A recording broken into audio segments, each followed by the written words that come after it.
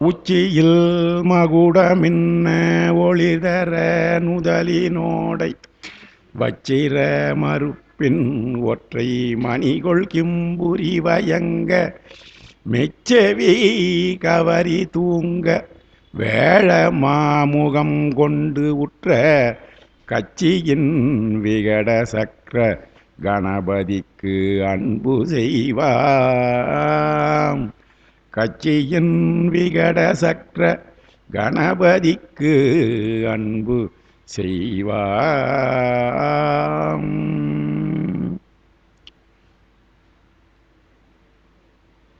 சைவத்தின் மேல் சமயம் வேறு இல்லை, அதில் சார் சிவமாம் தெய்வத்தின் மேல் தெய்வம் இல்லெனும் செம்பொருள் வாய்மை வைத்த சீர்திரு தேவாரமும் திருவாசகமும் உய்வை தரச் செய்த நால்வர் பொற்றாள்யம் உயிர் துணையே.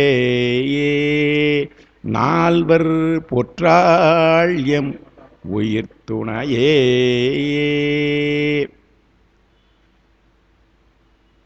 நால்வர் பெருமக்களுடைய திருவடிகளை வணங்கி, எல்லாம் வல்ல தில்லைக்கூத்தனுடைய திருவடியை வணங்கி,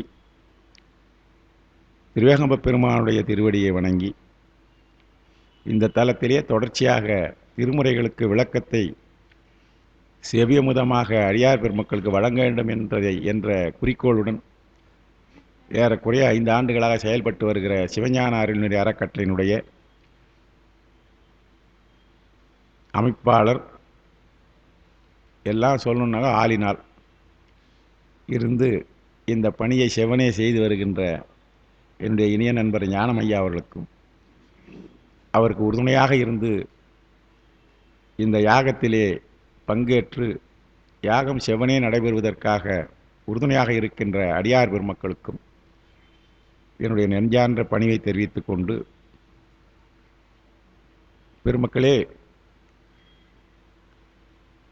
ஏறக்குறைய ஒரு 2 மாதங்களாக ஒவ்வொரு நாளும் இன்னைக்கு இருக்கிற என்ன ப்ரோக்ராம் இருக்குது, எப்படி பொழுது போகுது, இப்படி தான் நம்ம யோசனை பண்ணிக்கிட்டே இருக்க வேண்டார். ஆனால் இறைவனுடைய அருளாலே சிறப்பாக அந்த செயல்பாடு நடைபெறுகிறது. ஏனென்றால் எல்லா நேரத்திலும் இறைவனை மனதில் நினைத்து கொண்டிருக்க ஒரு காரணம், நேற்று இங்கு வந்து சென்ற பிறகு எனக்கு உண்மையிலேயே ஒரு தென்பு பிறந்திருக்கிறது. ஏனென்றால் வீட்டிலேயே இருந்து நானும் என்னுடைய மனைவி ஒத்துருக்கு ஒத்துரு ரொம்ப வேண்டியவங்க தான். காலையில் எழுந்த உடனே கண்ணாடி பார்க்குற வழக்கம் நம்ம பெரியவங்க சொல்லியிருப்பாங்க. கண்ணாடியை பாடுறான்னு சொல்ல மாட்டாங்க, அதுக்கு ஒரு வழி செய்வாங்க. காலையில் எழுந்த உடனே பெண்களாக இருப்பவர்கள் தங்களுடைய உடையை திருத்தி கொண்டு கண்ணாடியிலே பார்க்க வேண்டும். ஆண்களாக இருப்பவர்கள் கண்ணாடியிலே பார்த்துட்டு செல்ல வேண்டும் என்பதற்காக என்ன பண்ணுவாங்கன்னா, தூங்கி இருக்கிற போது தலைகளெல்லாம் ஒரு மாதிரி இருக்கும். நம்ம யார் பார்ப்பதற்கு முன்னால் நம்ம ஒப்பனை செய்து கொள்ள வேண்டும் என்கிற வகையில் கண்ணாடியில் பார்த்து தலை சீவின்னு போகணும்னு எங்கள் அப்பா சொல்லுவார். ஆனால் அது எதற்காகன்றது தெரிகிறது. உலகத்திலே ஒருவருக்கு நன்மையை தரக்கூடியவர் நம்மை தவிர வேறு எவரும் இல்லை. இது உலகியல் செய்தி. நம்ம சித்தாந்தம் திருமுறை படிச்சிட்ட பிறகு இறைவன் ஒருவனை தவிர ஏறு இல்லைன்னு சொல்ல முடியும். ஆனால் இறைவனை நாம் காண முடியவில்லையே, நம்மைத்தான் காண வேண்டும். அந்த வகையிலே நமக்கு நன்மையை செய்ய வேண்டும், நல்லதே நடக்க வேண்டும் என்று நினைக்கிற ஒரு முகம் நம்ம முகம்தான். அதனால் காலையிலே எழுந்து கண்ணாடியிலே அந்த முகத்தை நாம் பார்த்து விட்டால் நல்லவங்க முகத்தில் மூச மாதிரி ஆகிப்போச்சு. யோசனை பண்ணுங்க. அதுக்கப்புறம் முகத்தில் முகம் பார்க்கலாம், அதெல்லாம் வேற விஷயம். அது அது அவர் பார்த்துட்டே இருப்பார். அந்த நம்ம முகத்தை ஒரு பார்த்து கொண்டே இருந்தால் அது அந்த கருத்தில் தான் இந்த செய்தி கொடுத்துருக்காங்கப்பா பெரியவங்கன்னு எங்கள் அப்பா சொல்லி கேட்ட பின்னால் சொல்லியிருக்காரு. அதுக்கப்புறம் இப்போ நம்ம சித்தாந்த திருமுறை படிச்சிட்ட பிறகு இறைவன் நமக்குள்ளே வீட்டு இருக்கிறார். அந்த வீட்டு இருக்கின்ற இறைவனுடைய உள்ளே இருக்கின்ற அந்த அழகை நம்ம முகத்தின் மூலமாக பார்க்கலாம் என்ற தத்துவத்திலே நாம் பார்த்து கொண்டிருக்கிறோம். அது நினைக்கிற போது அந்த ஞாபகம் வரணும், இறைவனுடைய திருவடியை நினைக்க வேணும். அவ்வாறு நினைக்கிற போது சரியாக வருது. இருந்தாலும் அடியார் பெருமக்களுக்கு மத்தியிலே இவருக்கு இந்த மாதிரி இருக்குதே, சுட முடியாது இருக்குதே, ஐயாவுக்கு போல் இருக்குதே, சரியாகணுன்ட்டு அவங்க ஒரு மருந்தை சொல்லி அந்த மருந்தை நான் வாங்கி போட்டு இன்றைக்கி காலையில் பயன்படுத்தி அது உண்டான அந்த எதையும் கொண்டு வந்துருக்காங்கன்னா அன்புடையாரை சந்திப்பதற்கு ஒரு வாய்ப்பு கிடைத்திருக்கிறது என்பதற்காக சொல்ல வந்தது. திருமுறை படிப்பவர்களுக்கு அது ஒரு பெரிய விஷயம், அவங்க நினைக்கணும். ஆனால்தான் அடியார் நடுவுள் இருக்கும் என்ற தத்துவம் இருக்குது இல்லைங்களா, இதெல்லாம் வந்து சும்மா சாதாரணமாக சொன்ன செய்திகள் இல்லை. நல்லதை செய்ய எண்ணுதல் வேண்டும், நாம் நல்லவரோடு நட்பு கொள்ள வேண்டும் என்பது நம்முடைய தத்துவம். அந்த வகையிலே இன்றைய தினம் திரு இடும்பாவனம். இடும்பாவனம் என்பது போது இன்னைக்கு கூட வந்து நல்லாப்பிள்ளை பாரதி எடுத்து பார்த்தேன், வியாச பாரத அடிப்பில். எனக்கு வில்லியார் பாரத்தில் ஒன்றும் புரியல எனக்கு. இருந்தாலும் இடும்பன் என்பவன் வழிபாடு செய்த தலம் அது வரலாற்றிலே இருக்கிறது. ஒருவேளை அந்த திரும்பாவனத்துக்கு தல வரலாறு யாராவது ஏதி இருந்து அந்த தல வரலாறே வேறு ஏதாவது செய்தி இருக்குதா என்று பார்க்கலாம். ஆனால் எனக்கு ஒரு கான்ட்ரா என்ன வருதுன்னாக்கா, இடும்பன் வழிபாடு செய்த இடம், ஞானசம்பந்தர் தெளிவாக சொல்லியிருக்கார். இடும்பன் வழிபாடு செய்தது. இடும்பன் ஒவ்வொரு அரசராக இருந்தவர்களும் பழைய காலத்திலே சங்க காலத்திலே வைத்துக் கொள்ளலாம், இது சங்க காலம் கூட அல்ல, யுகத்துக்கு முன்ன பல யுகங்களுக்கு முன்ன நடந்தது. நாம் கருதுகின்ற இந்த இடும்பன் உண்மையிலேயே மகாபாரதத்திலே இருந்த அரக்கனாக இருப்பானேயானால் இந்த இடும்பாவனம் என்கின்ற ஆலயம் எந்த காலத்திலே இருந்திருக்கிறது? துவாபர யுகத்திலே இருந்திருக்கின்றது. ஏனென்றால் மகாபாரதத்திலே தான் இடும்பனை வரலாறு தெரிகிறது. மகாபாரதத்திலே இடும்பன் வீமனால் அழிக்கப்பட்டு விடுகிறான். அவனுடைய தங்கையின் மூலமாக கடோர்கஜன் என்பவனை பெற்றுக் கொடுத்து மகாபாரதத்தில் அவர் உதவியாக இருக்கிறார்கள். இது யோசித்து பார்ப்பேன், எங்கேயோ இருக்குது, இப்போ தானே பேசுகிறாங்க இந்த தலம் இருக்கிறதே என்று ஒரு சந்தேகம். எங்கள் மனைவி கிட்ட கூட கன்சல்ட் பண்ணேன், இது யுகத்துக்கு முன்னே இருந்த யுகமாக இருக்குதே அப்படின்னு சொல்லிட்டு. அதுக்கப்புறம் அப்படி இப்படின்னு சொல்லிட்டு இருந்தாங்க. நான் திடீர்னு இரவில் படுக்கிற போது இந்த மாதிரியான சந்தேகம் வந்தனாக்கா போட்டு விட்டுட்டே இருப்பேன், என்ன சந்தேகம் அப்படியே எனக்கு வந்தது. இன்றைக்கி இப்போ கொஞ்ச நேரத்துக்கு முன்னே பாடின பற்றி இன்றைக்கி வரும்போது பாடியிருக்கோம். புல்லானார்க்கு அரையனிடம் புள்ளிருக்கு வேலூரே, திரு புள்ளிருக்கு வேலூர் சாம்பாதி சடாயு என்கின்ற இருவர்களும் வழிபாடு செய்த இடம். அவர்கள் யாருக்கு அடிமையாக இருந்தார்கள், எவருக்காக நன்மை செய்தார்கள்? இராவண வதத்திற்காக இராமனுக்கு உரிமையாக இருந்தவர்கள். இராமாயணம் எந்த நூற்றாண்டு, எந்த எந்த யுகம்? துவாபர யுகத்துக்கு முன்னே இருந்த யுகம். ஆக அந்த யுகத்திலே இருந்த அடியார்களுக்கும் வழிபாடு செய்தவர்களுக்கும் அதாவது திருமாலுக்கு உதவுவதற்காக சிவபெருமானை வணங்கி அவர்கள் சிவபெருமானை வணங்கிய பலத்தினாலே இந்த யுகத்திலே இருக்கின்ற இறைவனால் கொடுக்கப்பட்ட செய்தியை நிறைவேற்றுவதற்காக வந்திருக்கின்ற திருமாலுடைய அவதாரத்திலே உதவுவதற்காக சிவபெருமானை வணங்கி வரம் பெற்று இருந்தார்கள் என்பது நம்முடைய அந்த பதிகத்தில் திரு புள்ளிருக்கு வேலூர் பதிகத்திலே இருந்து தெரிகிறது. அப்படி பார்க்க வேண்டுமானால் இன்றைய நம்முடைய தலங்கள், என்னுடைய கருத்து சரியாக இருக்குமானால், இந்த தலங்கள் எல்லாம் பல யுகங்களாக இந்த தமிழகத்திலே இருந்து கொண்டிருக்கு. இப்போ தான் நம்ம தமிழகம் அது இதுன்னு சொல்லிடுறோம். இந்த பூ உலகத்திலே பல யுகங்களாக இருந்து கொண்டு வருகிறது என்பதை நாம் நிறைய சொல்ல முடியும். அது மாதிரி பல விஷயங்கள், பாண்டவர்கள் வழிபட்ட தலங்கள் பல இருக்கின்றது. பாண்டவர்கள் எப்போது வழிபட்டார்கள்? அர்ஜுனன் தான் தீர்த்த யாத்திரையாக வந்தான். அர்ஜுனன் தான் வந்து ஒரு கண்டிஷன் பேரில் தீர்த்த யாத்திரையாக உலகம் திரும்பி வருகிறான். அதான் பாண்டவர்கள் வழிபட்ட இடமாக பல இல்லை. தீர்த்த யாத்திரை என்பது அர்ஜுனன் தான் வரான். இவர்கள் அந்த இடங்களே வழிபாடு செய்திருக்கிறார்கள் என்று சொல்லுகின்ற போது இந்த வனவாசம் செய்தார்கள் என்று வருகிறது இல்லையா? 12 ஆண்டுகள் வனவாசம் செய்கின்ற போது அவர்கள் பல இடங்களிலே இருந்திருக்கிறார்கள். அந்த யுகத்திலே எந்த இடமாக இது இருந்திருக்கலாம். ஆனால் வரலாறு படி அந்த இடம் இல்லை. ஆனால் இப்போது அந்த ஆராய்ச்சி. ஆனால் இதில் என்ன செய்தி என்றால், இடும்பனை பற்றி ஒரு 2 செய்தி நான் சொல்லிடுறேன். இடும்பாசுரன் என்பவன் சிவபெருமான் மீது பக்தி கொண்டவனாக இருக்கிறான். அசுரன் என்பது அவனுடைய பிறவி குலமாக இருந்தாலும் அவர்களெல்லாம் ஒழுக்கத்திலே இருந்தவர்கள், சிவனை ஒருவனையே முழுமுழுதுப் பொருளாக இருந்து வழிபாடு செய்தவர்கள். அவர்கள் சிவனுக்காக எல்லையெல்லாம் செய்திருக்கிறார்கள். ஞானசம்பந்தர் திருவாக்கிலே இந்த பதியங்களிலே சில அகச்சான்று கொடுக்கிறார். அவன் வந்து பக்கத்திலே இருக்கின்ற பூவாளூர் என்கின்ற ஒரு ஊர், இந்த வரலாறு சொல்கிற போது சொல்ல போகிறேன் நான். அந்த ஊரிலே இருந்து கொண்டு அரசாட்சி செய்கிறான் அவன். பக்கத்திலே ஒரு 4-5 கிலோமீட்டரில் இருக்கிறது இப்போ இருக்கிற இடும்பாவனம் என்கின்ற தலம். சிவபெருமானுக்கு உகந்த தலம். அந்த இடும்பாவனத்திலே அவன் வந்து இந்த இடும்பாவனம் என்கின்ற ஆலயத்தை தான் தொடர்ந்து வழிபாடு செய்வதற்காக பயன்படுத்தி இருந்தான். எப்படி சேரமான் பெருமாள் நாயனார் அங்கே வந்து கேரளாவிலே என்று இப்போ அந்த ஊரிலே இருக்கிற ஊரிலே தொடர்ந்து அந்த பெருமானையே அவர் அடிப்படையாக கொண்டு இருந்தார்களோ அதுபோல் ஒவ்வொரு அரசர்களுக்கும் ஒரு இடம் இருந்தது. அந்த வகையிலே இந்த அசுரனானவன் இந்த பெருமானுடைய கோயிலை வழிபாடு செய்து கொண்டிருந்தான். இது இந்த நம்முடைய வரலாற்றிலே இருக்கிற செய்தி. ஞானசம்பந்தர் வாக்கிலே அவன் அரசாட்சி செய்த இடம் என்று சொல்லியிருக்கிறார், அவன் வழிபாடு செய்த இடம் என்று சொல்லியிருக்கிறார், அந்த கோயிலுக்குரிய எல்லாவற்றையும் செய்து இருக்கிறான் என்று சொல்லியிருக்கிறார். இவற்றையெல்லாம் சொல்லிட்டு கடைசியா இந்த அரசனை பற்றி மகாபாரதத்தில் என்ன சொல்லுதுன்னு சொல்லிடுறேன். 2 நிமிஷம். மகாபாரதத்தில் நடந்த இடம் என்றால் இப்போ இந்த இடம் இருக்குது, இதெல்லாம் நம்ம ஸ்பேஸ் பண்ணிட்டோம். ஆனால் மகாபாரதத்திலே ஒரு யுகத்துக்கு முன்னே போகிறோம். அந்த யுகத்திலே இந்த இடும்பன் எங்கே இருக்கிறான் என்றால் அரக்கு மாளிகை நடந்த இடம் சொல்கிறேன் பாருங்கள், வாரணாசி என்கின்ற காசி. காசினை தான் இவங்க போய் அவங்க அப்பாவுக்கு தர்ப்பணம் கொடுக்கறதுக்காக போகிறாங்க. துரியோதனுடைய சூழ்ச்சியினால் அனுப்புகிறாங்க.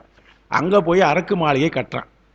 அரக்கு மாளிகையிலே இருந்து இவர்கள் விதுரருடைய கனகன் என்கின்ற ஒரு ஆள் மூலமாக செய்தி அறிந்து ஒரு சுரங்கப்பாதை அமைத்து அந்த மாளிகையிலேருந்து வெளியில் வருகிற இடம் அந்த காசியிலே இருந்து அருகிலே இருக்கிற ஒரு இடம். சுரங்கப்பாதைன்னா கிட்டத்தட்ட இவ்வளோ கிலோமீட்டராக வைப்பாங்க. ஒரு குறிப்பிட்ட இடம் பக்கத்திலே வனம் இருக்கின்ற இடம். அந்த வனம் இருக்கிற இடத்துக்கு அந்த சுரங்கப்பாதை வழியாக தப்பி வருகிறான். அங்கே ஒரு முக்கியமான விஷயம், நமக்கெல்லாம் செய்ய வேண்டிய விஷயம், நல்ல காரியத்தை அரக்கு மாளிகையை தீயிட போகிறான் பீமன். தீயிட போகிற போது என்ன பண்ணுறான், இந்த அரக்கு மாளிகையை தீயிட போகிறோம், தீயிட்டு நம்முடைய சகோதரர்களை நாம் காப்பாற்றி இட்டுன்னு போகிறோம், தாயுடன் சகோதரர்கள் இவர்களை எல்லாம் அடக்கி கொண்டு போக போகிறோம் வெளியில். இந்த காரியமானது நாம் தப்பிப்பதற்காக ஒரு செய்தி. அடுத்தது நம்முடைய அண்ணன் வந்து காண்டாவனத்தை எரி ஊட்டி அக்னிக்கு ஒரு நன்மையை செஞ்சான். அக்னிக்கு இரையாக்கினா இல்லையா காண்டாவன தகனம், அது ஒரு கதை. அந்த காண்டாவன தகனத்தை நம்முடைய தம்பி செஞ்சான் அர்ஜுனன். ஆனால் இவன் என்ன பண்ணுறான், நம்ம என்ன பண்ணணும்னாக்கா அதே அக்னி பகவானுக்கு இந்த அரக்கு மாலையை தீயிட்டு கொளுத்து போகிறோம். அவன் அதை சாப்பிட போகிறான். நம்ம இதை செய்கிற போது எந்த காரியத்தை செய்வதாக இருந்தாலும் இது எப்போ நள்ளிரவு 12 மணிக்கு மேலே இந்த காரியம் செய்கிறான். அவன் கொளுத்துறதுக்குன்னு ஆளை வச்சு அனுப்பிச்சிக்கிறான். அவன் வேற பின்னால் நடக்க போகுது. அது ஒரு 15-20 மணித்துள்கள் முன்னமே அவங்களுக்கு வந்து மதுவை கொடுத்து அவன் தூங்க வச்சுட்டான். அவன் இவங்களுக்கு வந்ததை அவன் சாப்பிட்டு தூங்கிட்டாங்க. இவன் கொளுத்த போகிறான். தப்பித்தல் என்கிற ஒரு நல்ல காரியத்தை செய்ய போகிறான். இது செய்கிற போது என்ன பண்ணணும்னாக்கா எந்த நல்ல காரியத்தை செய்வதாக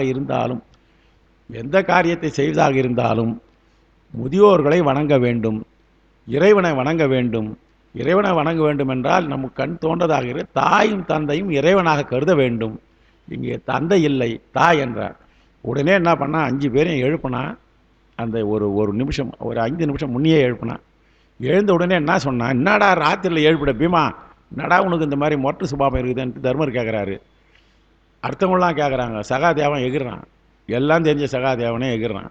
என்னடா அப்புறம் சொன்னார் தர்மரே, டே எழுப்புனாண்டா, காரியம் இல்லாத எழுப்ப மாட்டான். என்ன சொல்கிறேன், எழுப்புறது இல்லை, தூக்கத்தில் ரொம்ப போய் வேட்டையாட்டு வந்துடுவோம் இரவெல்லாம், இன்னும் பகல்லாம் இந்த மாதிரி கஷ்டமாக இருக்குது எழுப்பின. சரி அவனை எழுந்து என்ன சொல்கிறான், ஒரு காரியம் செய்ய போகிறான். துணைவரை திரு தாய் பதம் தொழுகெனச் சொல்லி, நான் ஒரு காரியத்தில் இறங்க போகிறோம், இது செவ்வனே வழிபட வேண்டும், எங்கேயோ ஒரு சுரங்கப்பாதை இருக்குதுன்னா இந்த இடத்துல உதச்சாகா வழி திறக்கணும்னா நம்மளை போனோம், இது சரியாக நடக்கணும்னாக்கா பெரியவங்களை தொழணும். அதுதான் எங்கன்னா வெளியில் கிளம்புற போது வீட்டிலே இருக்கின்ற இடத்துல போய் ஒரு விபூதியை வச்சுன்னு கிளம்பணுன்றது நம்ம பெரியவங்க நமக்கு சொல்லி வச்சிருக்கிறாங்க. அங்கே தான் தெய்வம் இருக்கிறது, அந்த தெய்வத்தை தொழ வேண்டும். அதுக்காக அவன் சொல்கிறான். அந்த ஒரு பாயிண்டாக விட்டுடுவோம். உடனே தர்மர் சொன்னார், அவன் சொல்கிறது கரிதான். அந்த காலத்தில் அது வழக்கமாக இருந்தது. தாய் தந்தையரை தொழுவது என்பது பிள்ளைகளுக்கு இருக்கிற ஒரு வரம். காலில் விழுந்து வணங்காபனா போகிற காலாலேயாவது தொடாது இருக்கலாமே அவங்க. இன்றைய உலகம் அப்படி இருக்குது. எங்கள் அப்பா சொல்லுவார், வேடிக்கையாக சொல்லுவார், காலில் விழுந்து விழாபனா போகிறடா, உன் காலால் அவங்களுக்கு அபிஷேகம் பண்ணாதடா.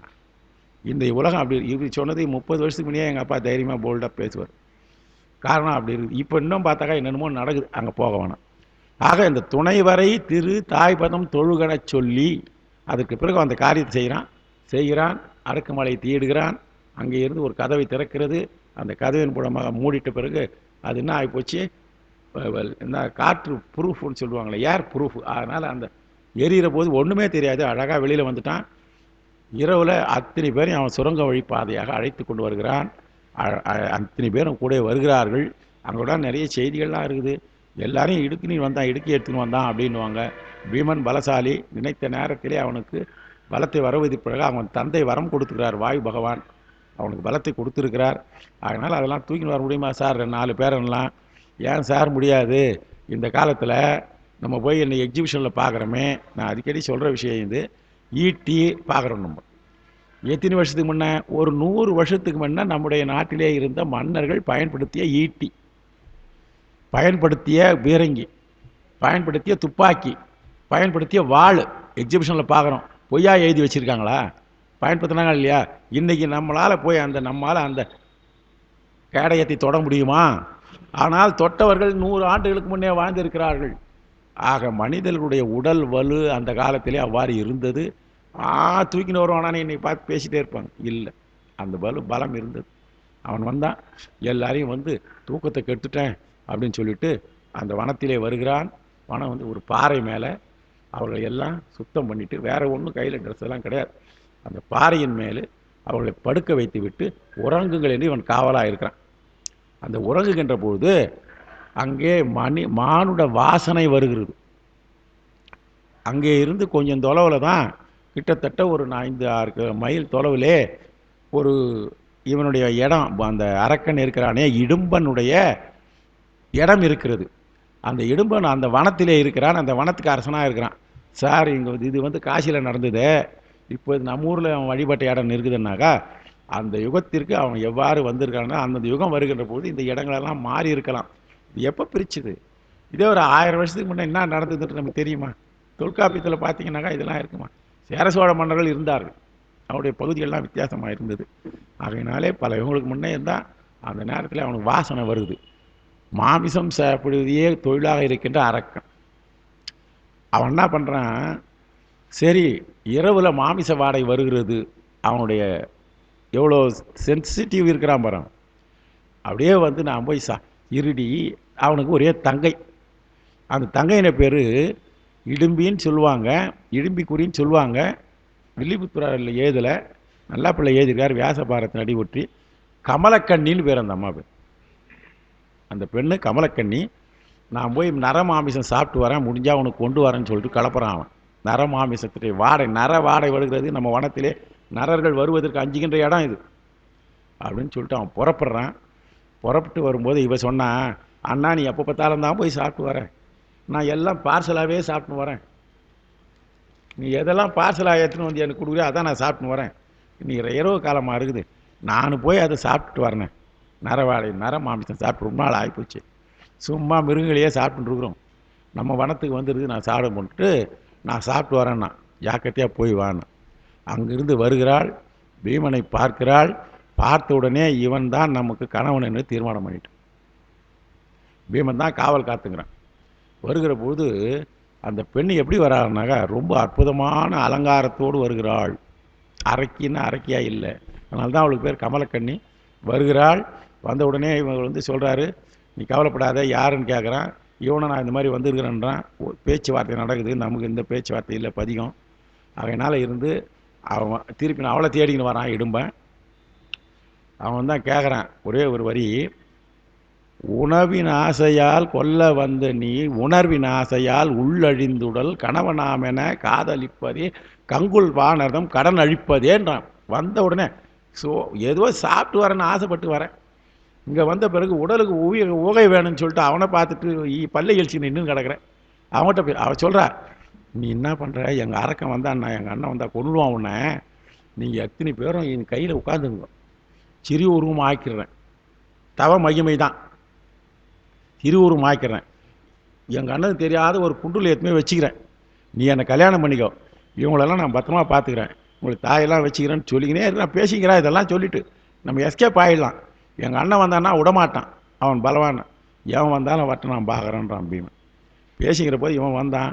வந்த உடனே இவன் மேலே அட்டாக் தான். அவன் இடும்பன் அட்டாக் பண்ணுறான். ஒரு 6 பாட்டு சொல்கிறாரு. சண்டை போடுறாங்க. சண்டை போட்டு அவனை கொன்னுடுறான். அண்ணனை கொன்னுட்டான்னு இருந்தாலும் அவன் கொன்னுட்டான்றதுனால இல்லை, அதுக்கப்புறம் அவள் சொல்கிறா, எனக்கு ஞானம் இருக்கிறது, நான் நல்லா இருக்குது. ஏன் இவ்வளோ தூரம் அவள் பேசி அவனை இவனுக்கு பீமனுக்கு அதனால் வனத்திலே செய்கிற அது வந்து கண்டவுடனே காதல் கொள்வது நம்முடைய அகத்துறை இலக்கணத்திலே ஒன்று. அந்த அகத்துணத்திலே திருமணம் புணர்து, இயற்கை புணர்ச்சி, அதெல்லாம் புணர்ச்சி. அதனால் சொல்லி அப்போ தான் இடும்பி குறின்னு சொல்லுவாங்க, இடும்பி ஞானம்னு சொல்லுவா. நடக்க போகிற எல்லா விஷயத்தையும் உங்களுக்கு சொல்கிறேன். இப்போ நம்ம ஒரு கேள்வி வரும், ஏற்கனவே நடந்ததை சொல்லிக்கினே வரேன், இன்றைக்கி நடக்க போகிறதையும் சொல்கிறேன். அவள் ரொம்ப உஷாராக இருந்துட்டா, நடந்த வரைக்கும் சொல்லிக்கிட்டே வரா. எங்கது சொல்கிறா? பாரதத்தில் ஆதி பருவத்திலேருந்து சொல்லிக்கின்னு வரா. சந்தனு வந்தது, யார் பிறந்தது எல்லாம் சொல்லிக்கினே வரா. குந்தியை பற்றி பேசிக்கினே வரா. கேட்டுக்கினே இருக்கிறாங்க, பழைய கதையெல்லாம் கரெக்டாக சொல்கிறாங்களே அப்படின்ட்டு. குந்தியை பற்றி பேசின்னு வரா.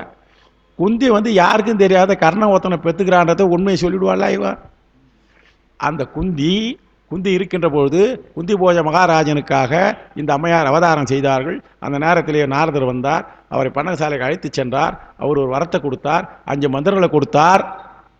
இந்த அம்மாவுக்கு மூஞ்சி சின்னதாவது, ஒரு மந்திரத்தை நம்ம டெஸ்ட் பண்ணி கர்ணன் ஒருத்தனை பெற்று கழியில் விட்டுட்டுக்கிறோமே அப்படின்னு சொல்ல வரா. முகம் சுருங்குது. அப்போ சொல்கிற, அத்தை எனக்கு எல்லாம் தெரியும் அத்தைன்றா. நீ கவலைப்படாத, நீ கஷ்டப்படுறன்னு தெரியும் அப்படின்னு அந்த கதையை சொல்லி வரும்போது இதை மட்டும் விட்டுட்டு மீதி எல்லாம் கடை தொடர்ந்து வந்தாலாம். இனிமேல் நடக்க போகிறதையும் சொன்னாலாம். கடைசி வரைக்கும் நீங்கள் இது மாதிரி ஆட்சி பண்ண போகிறீங்க, துரியோனை எல்லாம் செய்ய போகிறா, நீ போகணும்.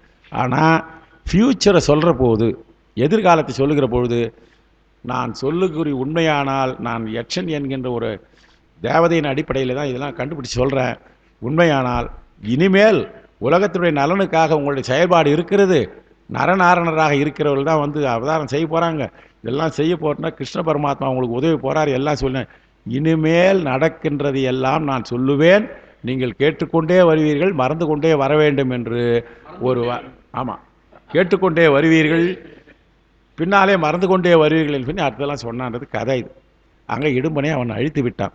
ஆனால் அந்த இடும்பன் வழிபட்ட இடம் அந்த யுகத்திலேயும் இதிலிருந்து நமக்கு ஒரு சந்தோஷம் சிவனடியார் இருக்கு என்றால், நம்முடைய தமிழ்நாட்டிலே இருக்கிற தலங்கள் யுகங்கள் தோறும் இருந்து இருக்கிறது என்பதற்கு ராமாயணத்திலே இருந்து வருகிற சான்று, மகாபாரதத்திலே இருக்கின்ற சான்று, அது இடும்பாவனம் என்பது மகாபாரத காலத்திலே இருந்தது என்பதற்கும், அங்கே புள்ளிருக்கு வேலூர் என்பது ராமாயண காலத்திலே இருந்தது என்பதற்கு உண்டான சான்றுகள். அந்த வகையில் தான் இந்த மாதிரி எல்லாம் செஞ்சுருக்கிறாங்க. நில அமைப்புகள் அவ்வப்போது மாறி இருக்கலாம். இது காசிக்கு பக்கத்தில் நடந்த இடம். இது வாரணாவத சருக்கம் என்பது காசிக்கு பக்கத்தில் தான். அங்கே தான் தர்ப்பணம் கொடுக்க போயிருந்தாங்க, அங்கே நடந்தது. இது வந்து என்னுடைய கருத்து சரியானால் யுகங்கள் தோறும் இருந்தது என்பதற்காக நான் ராமாயணத்தை அடிப்படையாக வச்சு தான் நான் அப்படி இருந்திருக்கலாம். இருக்கு அதுதாங்க அதுதான் நம்முடைய சிவத்தலங்கள் பாடல் பெற்ற தலங்களாக தேடிச் சென்று திருந்தடி ஏத்துமின் நாடி வந்தவர் நம்மை ஆட்செல்வார் என்று நெஞ்சார்ந்து சொல்லுவதற்கு ஒரு தைரியம் என்னவென்றால், இவைகள் எல்லாம் யுகங்கள் தோறும் இருந்து கொண்டிருக்கிறது. என்று மண் தோன்றி உலகம் தோன்றியதோ, பல யுகங்கள் எல்லாம் அழிந்தாலும் சிவபெருமானுடைய திருக்கோயில் அழியாமல் இருந்தது என்பதற்காக சான்று. இடங்கள் அவ்வப்போது மாறி இருக்கலாம். அந்த வகையிலே தலம், இந்த தலத்தை பற்றி சொல்ல வேண்டாம், சுருக்கமாக சொல்லிடுறேன். சிவபெருமான் மிக விரும்பிய தலமாகிய திருக்கடிக்குளத்திலே ஞானசம்பந்தர் இருக்கிறார். ஞானசம்பந்தர் எங்கே இருக்கிறாரு? திருக்கடிக்குளத்திலே வழிபாடு செய்கிறார். அங்கிருந்து வணங்கி அங்கிருந்து திரு இடும்பாவனத்தை எய்தினார்கள்.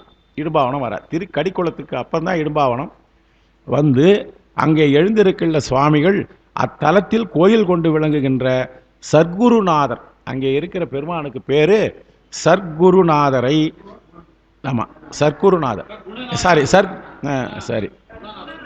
சர் குணநாதரா, நான் குருநாதன் இருக்கலாம், குணநாதர் பின்னால் இதில் கொடுக்குற இந்த தல விசேஷத்தில் வரும்போது நான் பார்த்துக்கேன். ஆக அந்த பெருமானை வணங்கி மணமார்தரு என்கின்ற இந்த பதியத்தை எழுதினார் என்பது பெரிய புராணத்திலே சொல்லப்படுகிறது. இதிலே இடும்பன் தலைநகரமாகிய கொடிமாட குன்றூர் குறிப்பிடுறார். இதில் ஞானசம்பந்தர் இந்த பதியத்திலே குன்றலூர் என்று ஒரு இடத்துல தலத்திலே பதியத்திலே வருகிறது. இந்த குன்றூர் என்பது தான் கொடிமாட குன்றூர் என்ற ஊர் தான் இடும்பனுடைய அரசாட்சிக்கு உட்பட்ட இடம். அங்கே அவன் அரசாட்சி செய்து கொண்டிருக்கிறான். அவன் சிறப்பாக வழிபடுகின்ற தலமாக இந்த இடும்பாவனம் என்கின்ற இடத்திலே வழிபாடு செய்து வருகிறான். இந்த இடும்பாவனத்துக்கு அவன் அரக்கனாக இருந்தாலும் அங்கே இருக்கிற தலத்தை மிகவும் சிறப்பாக மேற்பார்வை செய்வதற்காக சிறந்த வேதங்களிலே விற்பனர்களாக இருப்பவர்களை அந்த தலத்தினுடைய நிர்வாகத்திற்கு வைத்திருந்தான் என்று ஞானசம்பந்தரே பதிவு செய்கிறார். இப்போ நம்ம பதியத்தில் பார்க்க போகிறோம். அதுவே இது பெரிய புராணத்திலே 2521வது பாடல், 923வது பாடல் ஞானசம்பந்தருடைய பாடல். கண்ணார்ந்த திருநுதலால் மகிழ்ந்த கடிக்குளம் இறங்கி, கடிக்குளத்தை இறங்கி எண்ணார்ந்த திரு இடும்பாவனம் ஏத்தி. இங்கே எண்ணார்ந்த ஒரு திரு இடும்பாவனம் என்பது இந்த ஊர் இடும்பாவனத்துக்கு பெரிய புராணத்தில் சேக்கிழார் கொடுக்குற அடைமொழி எண்ணார்ந்த திரு இடும்பாவனம். எண்ணத்திலே ஒரு முறை சென்றால் அந்த இடும்பாவனத்திலே இருக்க இறைவர் யார் சென்று வழிபாடு செய்கிறார்களோ அவருடைய மனத்திலே அவர் இருந்து விடுவார். எண்ணத்திலே நிறைவாக அமைந்து அவர்களுக்கு தேவையானது செய்கிற பெருமான் இருக்கிறது என்றான். ஏன்னா இதே எண்ணார்ந்த என்பதற்கு அடிப்படையா ஞானசம்பந்த பெருமான் மனமார்தரு மடவாரோடு.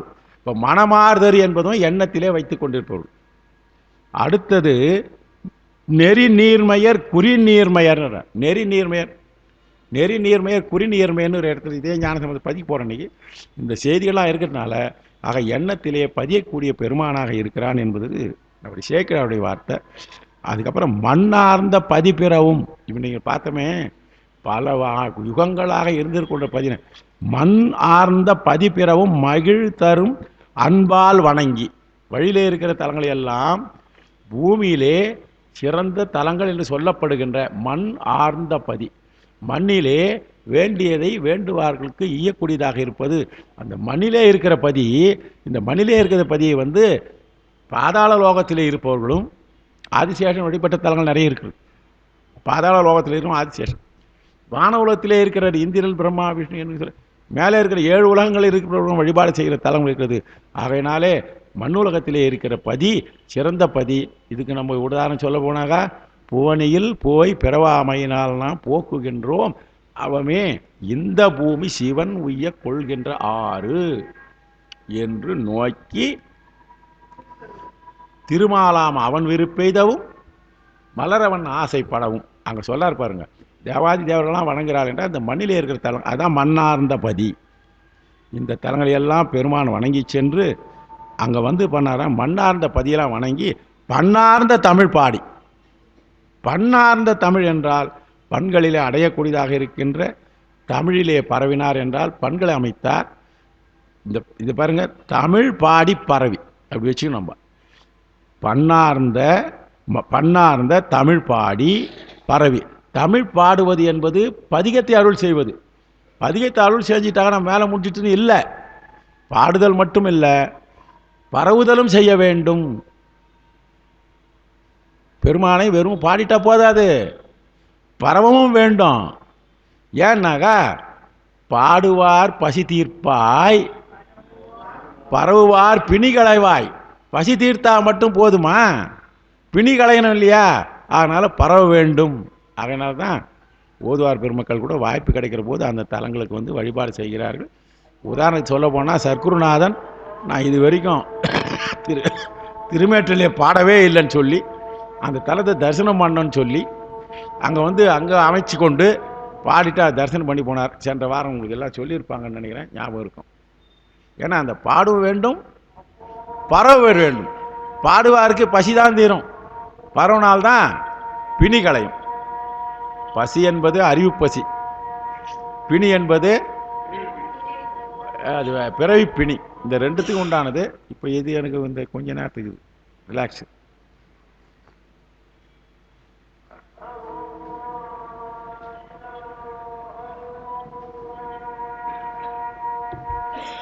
இன்னும் இந்த பெரிய படத்துக்கே சொல்ல நிறைய போகலாம், வேணாம்ல. தலம் சொல்ல போகிறபோது நேற்று பார்த்தது காவிரி வடகரைத்தலம், இது காவிரி தென்கரைத்தலம். காவிரி தென்கரையிலே 108வது தலம். காவிரி தென்கரை தலையிலே 108வது தலம் இடும்பாசூரன் பூசித்து பேறு பெற்ற தலம். எல்லா அசுரர்களும் சிவபெருமானை பூசித்தான் பேறு பெற்றார்கள், அதில் ஒன்றும் சந்தேகமே இல்லை. அவன் பூசித்தனுடைய வளகாதான் எப்போ. அப்போ இது எப்போ பூசித்திருக்கிறான்? பல யுகங்களுக்கு முன்னே பூசித்திருக்கிறான். பூசித்து அவனை வச்சுட்டு போனார் வரத்தை கொடுத்து. ஏன்னா அந்த யுகத்திலே அழிக்காத யார் வச்சு போனாருனாக்கா பின்னால் திருமால் வரப்போகிறேன், அவனுடைய போரிலே 13ஆம் நாள் போர் கடோர்கஜன் மொத்தம் வரான். அந்த கடோர்கஜனை கொடுத்துட்டு போகிறான். இரவில் திருமணம் பண்ணி அந்த இரவில் அவன் சொல்லி குந்தி இடும்பெல்லாம் குடும்ப அந்த கதையெல்லாம் சொன்னான் இல்லையா, அவனுடைய குறியெல்லாம் சொல்லிட்ட பிறகு இந்த பொண்ணு ரொம்ப வற்புறுத்துறா, திருமணம் செய்துக்கிடா அப்படின்னு சொல்லிட்டு தாய் தனைய சகோதரெல்லாம் கொடுத்துட்றாங்க. திருமணம் செய்து கொண்டு அங்கே சில நாட்கள் இருந்து அங்கேயே அவர்கள் ஒரு புதல்வனை பெற்றெடுக்கிறார்கள். அந்த புதல்வனுக்கு பெயர் கடோத்கஜன். அவன் பிறந்தவுடனே ஞானத்தை பெற்றவனாக இருக்கிறான். ஏன்னா வரம் பெற்றவனாக இருக்கிறான். காரணத்தினால்தான் நான் இங்கே பிறந்திருக்கிறேன். பின்னால் உங்களுக்கு போர் நடக்கும். இந்த போரிலே நான் துரியோதன சேனையில் பல சேனைகளை காலி பண்ணுவேன். கடோர்கஜன் ஒரே நாள் இரவு தான் போர் செய்யணும். ஒரு நாள் பகல் போர், 13ஆம் நாள் இரவு போரில் பாதி சைன்யத்தை துரியோதனை 11 அக்ரோனி சைன்யத்தில் 5-6 அக்ரோனி அவன் காலி பண்ணுறான். இன்னும் அவன் தொடர்ந்து இருந்தாக இவங்களுக்குலாம் வேலை கிடையாது. அதுக்கப்புறம் காலி பண்ணிட்டார் கண்ண பரமாத்மா வச்சு. ஏன்னா அவர் வந்த வேலையை அவர் பார்க்குறாரு. அந்த வகையிலே இதெல்லாம் பின்னால் நடக்கணும்னு இருக்கிறதுனால இந்த இடும்பனுடைய பரம்பரை திருமாலுக்கு அவருடைய பணியை யுகத்திலே செய்கிற நம்ம சைவர்கள் அப்படி தான் கொள்ளணும். அதை திருமால் அவதார நோக்கத்திற்காக இறைவனுடைய வடம் பெற்ற கடோர்கஜன் உதவினான். அவன் யாருன்னாக்கா அவனுடைய பாரம்பரியம் இடும்பி. இடும்பி யாருன்னாக்கா வரம் பெற்ற ஒரு தலத்தையே நிர்வாகம் பண்ணவன். அந்த தலத்தையே தன்னுடைய தலமாக வைத்து வழிப இப்படி கொண்டு போனாக்கா நம்ம சைவத்துக்கு மெருகூட்டலாம். அதனால் அப்படி கொண்டு வந்துட்டான். ஆகையினால இந்த காவிரி தென்கரை தலையில் இருக்கிறது. இந்த ஊர் குன்றலூர் என்று பக்கத்தில் இருக்கிறது தான் கொடுங்குன்றலூர். நான் ஏற்கனவே சொன்னோம் இல்லையா, கொடிமாட செங்குன்று சொல்கிறோமா, அந்த ஊரில் கொடிமாற குன்றூர் என்கின்ற ஊரில் தான் இந்த மன்னன் இருந்தான். இரண்டையும் சேர்த்து ஒன்றாக பதியத்தில் கூறியிருக்கிறார். நம்ம படிக்கிற போகிறோம். அதை இங்கு அந்த ஆலயத்துக்கு போனாக்கா ஞாபகம் வச்சுங்க, வெள்ளை நிறமுடைய விநாயகர் ரொம்ப சிறப்பு. அடுத்தது வெள்ளை நிறத்திலே இருக்கின்ற ஒரு விநாயகர். எருக்கு விநாயகர் அல்ல, விநாயகருடைய சிலையே வெள்ளை நிறத்திலே இருக்கிறது. வெள்ளை நிறமுடைய வெள்ளை விநாயகர் உருவ வழிபாடு சிறப்பு. இறைவனுடைய திருமண கோலம் இங்கே மூலவருக்கு பின்னால் இருக்கிறது. தெற்கு பல தலங்களிலே இருக்கும். அகத்தியருக்காக அந்த மாதிரி செய்ததாக ஒரு கருதப்பாடு இருக்கிறது.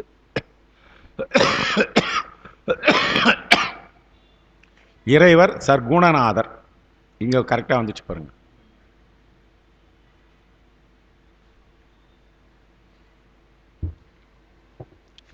இறைவர் சர்க்குணநாதர்னாக்கா சாமி பாராட்டுறதுக்காக அது பேர் இல்லை.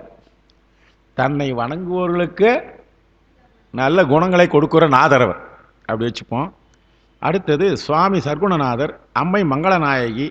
இதுலேயும் ஒரே ஒரு பதிகம் தான் இருக்கிறது. ஞானசம்பந்தருடைய பதிகம் ஒன்று தான் இருக்குது, வேறு யாரும் எழுதலை. இப்போ பாருங்கள், அந்த பாட்டு ஒரே பாட்டை மட்டும் நீங்கள் படிங்கம்மா.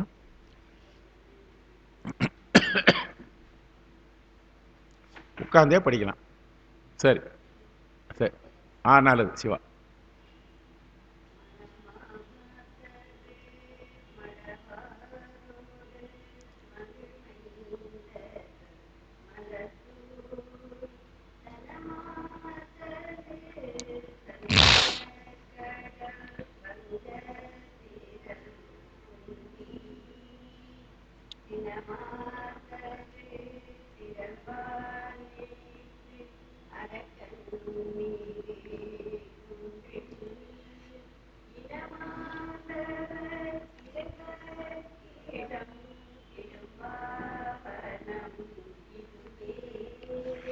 இன்பாவனத்தில் ஞானசம்பந்தர் இந்த பதியத்தில் எல்லா பதியங்களையும் கடைசியில் என்ன சொல்கிறார்? ஈற்று சொல் இதுவே. அப்போ எங்கேருந்து பாடுறாருன்னாக்கா அருகிலே இருந்து கொண்டு பாடுகிறார். சில பதியங்களில் அதுவேன்னு வரும். ஆமாம், அங்கே அதுவே என்றது கொஞ்சம் அண்மையில் இல்லாமல் தொலைவில் இருந்து பாடியது. இங்கே இதுவே என்று அந்த சாமியுடைய திருமுன்பே இருந்து பாடுகிறார் என்பதை நம்ம குறிக்கோளாக சொல்லலாம். மனம் ஆர்தரு மடவாரோடு 2 சுழினா தான் இங்கே, 3 சுழினா இல்லை. மனம் ஆர்தரு மடவாரோடு மகிழ் மைந்தர்கள்.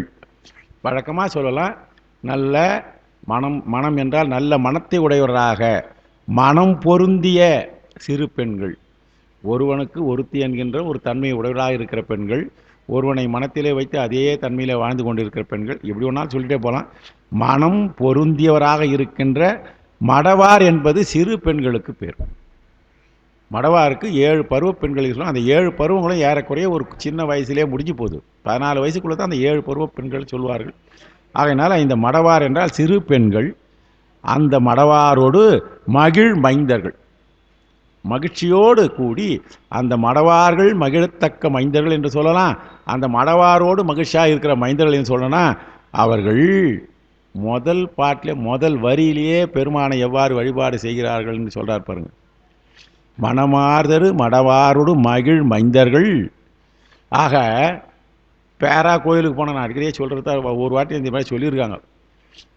கணவன் மனையாக ஆலயத்துக்கு செல்லுங்கள், மகிழ் மைந்தர்களோடு மடவாரோடு வெறுமனே போல மலர் தூவி வழிபாடு செய்கிற இடம் எங்கன்னாக்கா எந்த எப்பப்படுனாக்கா அந்த ஊரை பற்றி சொல்கிறாருங்க. 2வது வரி அந்த ஊரினுடைய தன்மை சொல்கிறார்.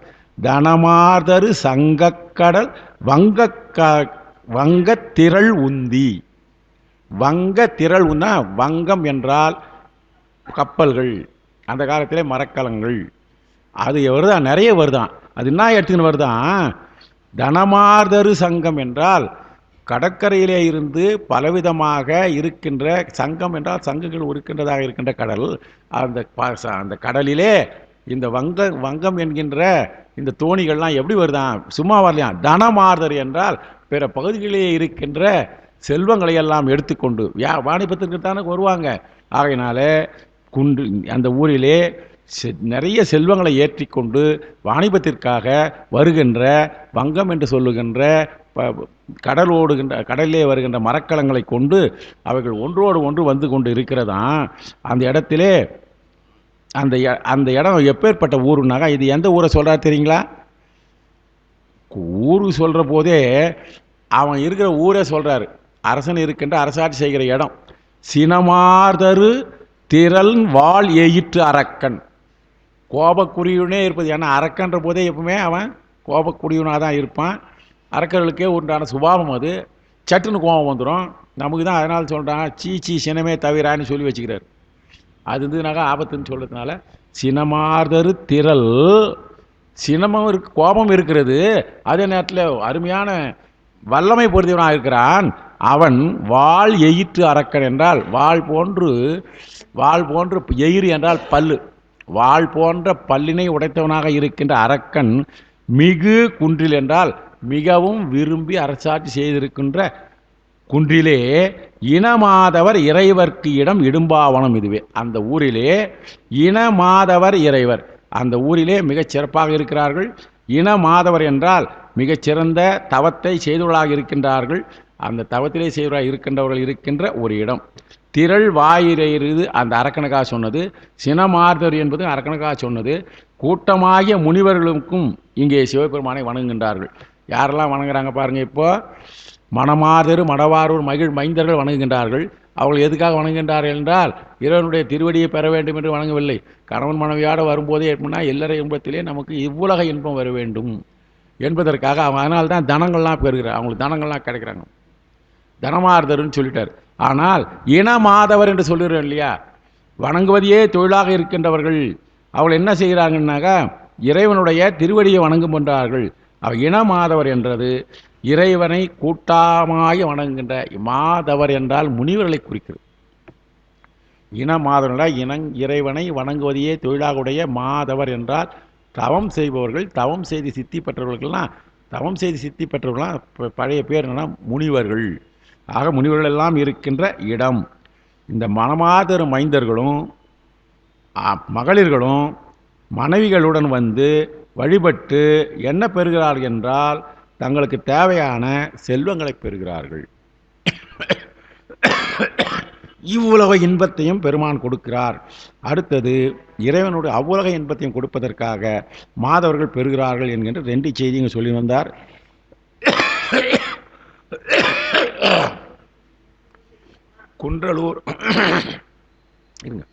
குன்றலூர் என்கின்ற ஊரிலே இருந்து ஆட்சி செய்து கொண்டு வருகின்றவன் இல்லையா, அதையும் இங்கே சொல்லிட்டார் இந்த பாட்டில். அடுத்தது போகிறோம். மலையார் தரு மடவாளோடு பாகம் மகிழ்வெய்தி நிலையாதரு நிமலன் வலி நினையும் புகழ் ஒளி சேர் கலையார்தரு புலவோராவர் காவல் மிகு குன்றில் இளையார்தரு பொழில் சூழ்தரு இடும்பாவனம் இதுவே. இடும்பாவனம் என்ன படுதுனாக்கா, இங்கே வந்து சாமி படி தொடங்கிட்டார். யாரெல்லாம் வணங்குறாங்கன்னு சொன்னார் போன பதிகத்தில், எதற்காக வணங்குறாங்கன்னு சொன்னார். இந்த பதிகத்திலே மலையார் தரு மடவார் நல்லா தெரிஞ்சு போச்சு. மலையார் தருனா மலையறையனுடைய மகளாகியிருக்கின்ற உமையை ஒரு பாகமாக உடைக்கின்றவர்கள். அவர் மகிழ்வோடு இருந்து கொண்டிருக்கிறார். நிமலன் மகிழ்வோடு இறைவன் இந்த இடத்திலே வீற்றிருக்கிறான். நிலையார் தரு நிமலன் என்றால் மலம் இல்லாதவன். உங்களுக்கு நிமலனுக்கு நான் அர்த்தம் சொல்ல வேண்டியதில்லை. நிலையார் தரு நிமலன் என்றால் எல்லா நேரத்திலேயும் நிலையானவன் அவன், எல்லா காலத்திலேயும் இறைந்து கொண்டிருக்கிற விமலன் வீற்றிருக்கின்ற இடம் நிகழும் புகழ் ஒளி சேர். முருகா முருகா.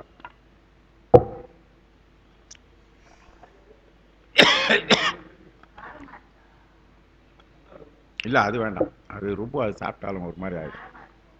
இல்லை அது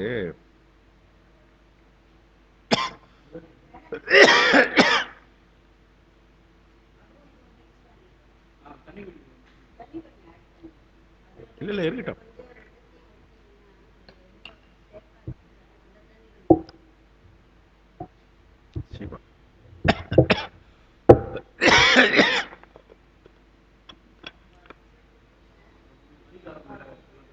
இல்லை இல்லை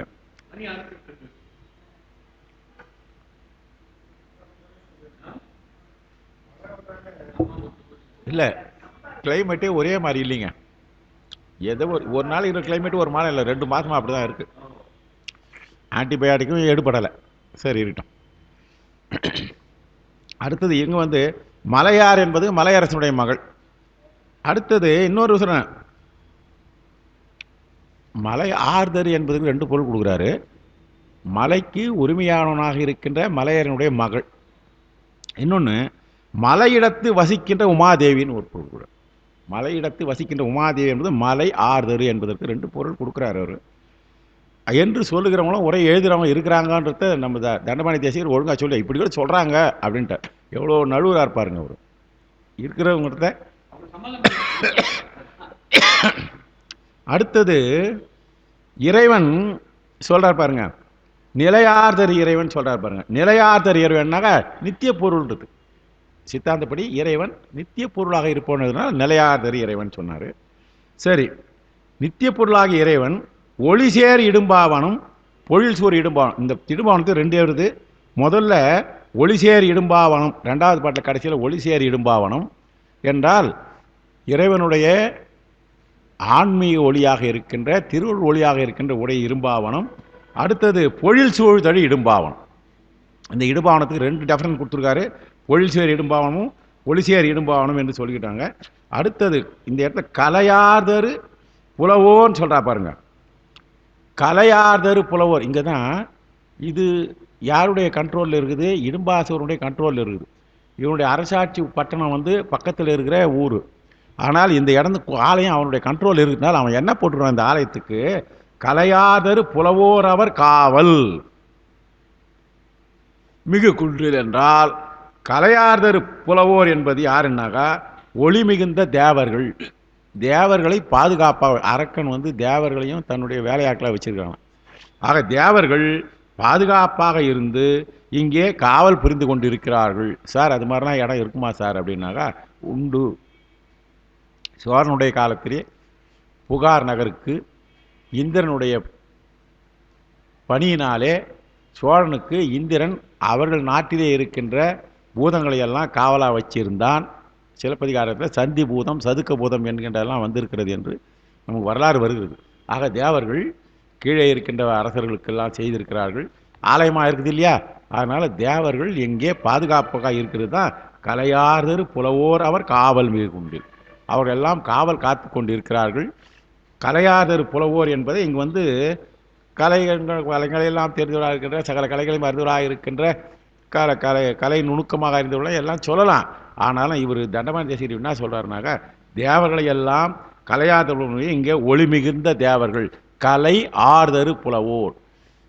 15 கலைகள் 14 கலைகள் இருக்கு இல்லையா, தட் இஸ் ஆயக்கலைகள். ஆயக்கலைகள் என்பது இங்கே வந்து புத்தக அறிவு, நூலறிவு. இந்த கலை என்பது எங்கே வருது சார் ஒளின்னாக்கா, இவனுக்கு 15 கலைகளிலே 14 கலைகளும் போய் ஒரு கலையோடு தான் வந்து அங்கே வந்து இருக்கிறானா பிறைக்கலை. அப்போ அந்த கலை என்பது என்னன்னாக்கா ஒளித்தன்மை. கொஞ்சம் கொஞ்சமாக ஒளி குறைந்து கொண்டே வருகிறது. அதுதான் சொல்கிறாரு, இந்த கலை என்பது ஒளி என்பது ஒரு பொருள் இருக்கிறதுனால அதை கொண்டாந்து கொடுத்துருக்காரு.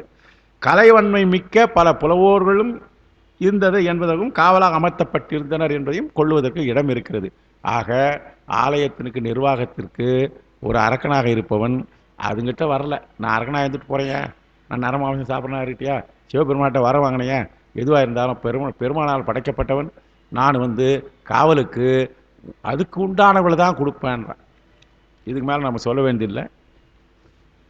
அந்த இடத்துல நான் தலையில்லை, எங்கள் பிரச்சனை நாங்கள் கொண்டாடல அப்படின்ற மாதிரி இருந்திருக்கிறான். அடுத்து சீலம் மிகு சித்தத்தவர் சிந்தித்தெழும் எந்தை ஞானம் மிகு கடல் சூழ்தரு உலகத்தவர் நலமார் கோலம் மிகு மலர் மென்மூலை மடவார் மிகு குன்றில் ஏலம் கமழ் பொழில் சூழ்தரும் இடும்பாவனம் இதுவே.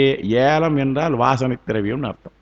வாசனை பொருந்திய பொழில்கள் உடையதாக இருக்கின்ற இடும்பாவனம். இங்கே இடும்பாவனத்துடைய ஆலயத்தில் போனால் கீழே ஒரு சாமி இருக்கும், மேலே குன்றின் மேலே தான் இந்த கோயில் அமைந்திருக்கிறது என்பது ஒரு இது.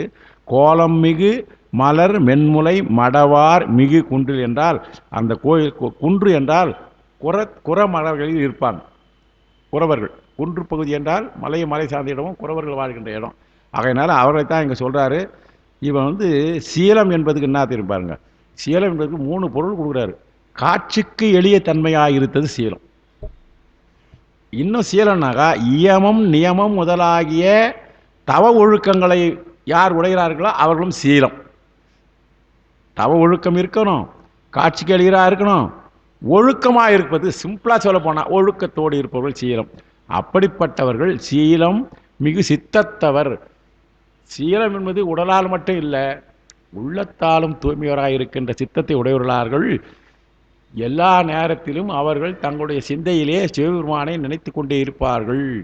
அப்படிப்பட்டு உள்ளத்திலே சீலத்தை உடையவராக இருக்கிற ஞானிகள் எல்லாம் சிந்தித்து கொண்டு இருப்பவனாகிய இறைவன் சீலம் உடையவரை சிந்தித்து எழுகின்ற எந்தை எங்கே இருக்கிறார்? ஞாலம் மிகு கடல் சூழ்தரு உலகத்தவர். ஞாலம் மிகு கடல் சூழ் என்றால் பார்த்தீங்களா, நல்லா தெரியுது.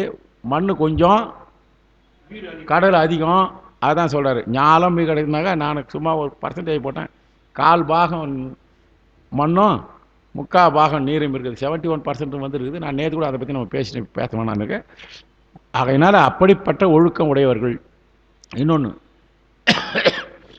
எந்த காரியத்திலையும் தினமும் எழுகிற போது தான் வணங்குகின்ற தெய்வத்தை தொழுதி எழ வேண்டும் என்பது சித்தத்தவர் ஞாலம் மிகு கடல் சூழ் சித்தனா சிந்தித்து எழும் எந்தைன்னு ஒரு வருது பார்த்தீங்களா.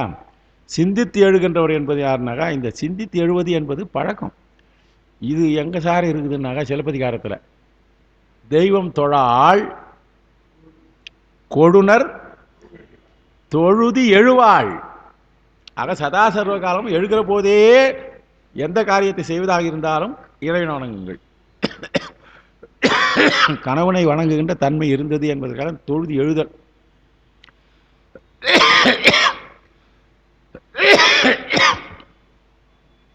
அடுத்தது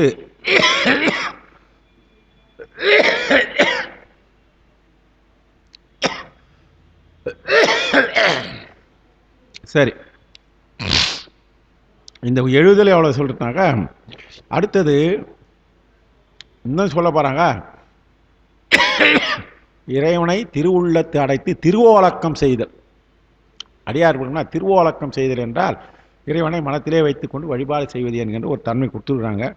அடுத்தது ஞானம் மிகு கடவுள்னா நிலத்தின் பரப்பளவு சொல்லமானார். அடுத்தது கோலம் என்றால் அழகு. நலமார் இடும்பாவனம், இந்த இடும்பாவனத்துக்கு அழகுடையது, நலமுடையதாக இருக்கின்ற இடும்பாவனம். என்னன்னா, உலகத்தவர் இங்கே இருந்து எதுக்கு கிடைக்கிறாருன்னாக்கா முத்தி இன்பம் அடைவதற்குரிய இடமாக கருதப்படுகிறது. அதான் இந்த பாட்டினுடைய எக்ஸ்ட்ராக்ட்.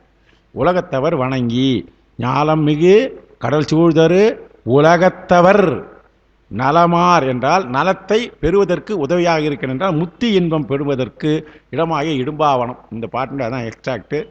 பொழிலார்தரு குலைவாழைகள் எழிலார் தீகள் போழ்தில் தொழிலால் மிகு தொண்டர் அவர் தொழுதாடிய முன்றில் குழலார் தரு மலர் மென்முலை மடவார் மிகு குன்றில் எழிலார் தரும் இறைவர்க்கு இடம் இடும்பாவனம் இதுவே. இங்க முதல்ல எடுத்தோன்னே கொலை வாழைகள்னு சொல்றார். இந்த இடத்துல நிலத்துல வாழைலாம் எங்க கிடைக்கும்? வாழை, கரும்பு, வாழை, நெல் இதெல்லாம் வருவது மருதத்தின மருதம். ஆமாம், கடல் இருந்தாக்கா நெய்தலுக்கு போய் கடல். அதனால் இந்த திணை மழக்கம் என்று ஒன்று வருகிறது. ஆக முன்றில் இடும்பாவனம். அந்த இடத்துல என்ன பண்ணால் இடும்பாவனத்தினுடைய சோலைகளிலே விளங்குகின்ற கொலை வாழைகள். கொலை வாழைகள் என்ன சொன்னாருன்னா, பொழிலே இருக்கின்ற கொலை வாழைகள் எழிலார்த்திகள்னு ஒரு வார்த்தை கொடுக்குறாரு பாருங்க ஞானசம்பந்தருடைய வாக்கு. எழில் என்றால் அழகு, வாழைகள் என்ன அழகு.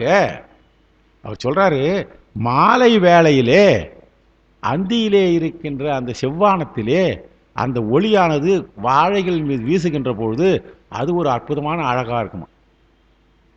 எழிலார்த்திகள் பொழுதில் என்றால் அந்த மாலை வேளையிலே இறைவனை வணங்குகின்றார்கள் என்கின்ற ஒரு செய்தி தான் அங்கே சொல்ல வராரு. சோலைகளிலே இருக்கின்ற தார் வாழைகள் எல்லாம் எழிலை தருகின்ற காலமாக இருக்கின்ற அந்த மாலை வெயிலானது அதன் மீது பட்டு ஒரு அழகை தருகின்றதா இருக்கிற திகழ். அதான் சொல்றார் பாருங்க, பொழிலார் தரு கொலை வாழைகள் எழிலார் திகழ் பொழுதில் சொல்றார் பாருங்க. எழில் என்றால் மிக்க அழகு பொருந்தியதாக இருக்கின்ற நேரம் எப்போது என்றால் அந்த அந்தி நேரத்திலே, மாலை நேரத்திலே. அங்கே அப்படிப்பவர்கள் தொழிலார் மிகு தொண்டர் எல்லாம் வழிபாடு செய்கிறார்கள். தொழுது ஆடிய முன்றில் அந்த தொண்டர்கள் மாலை நேரத்திலே இறைவனை தொழுவதற்காக வருகிறார்கள். ஆனந்த பரவசத்தினால் ஆடிக்கொண்டிருக்கிறார்கள்.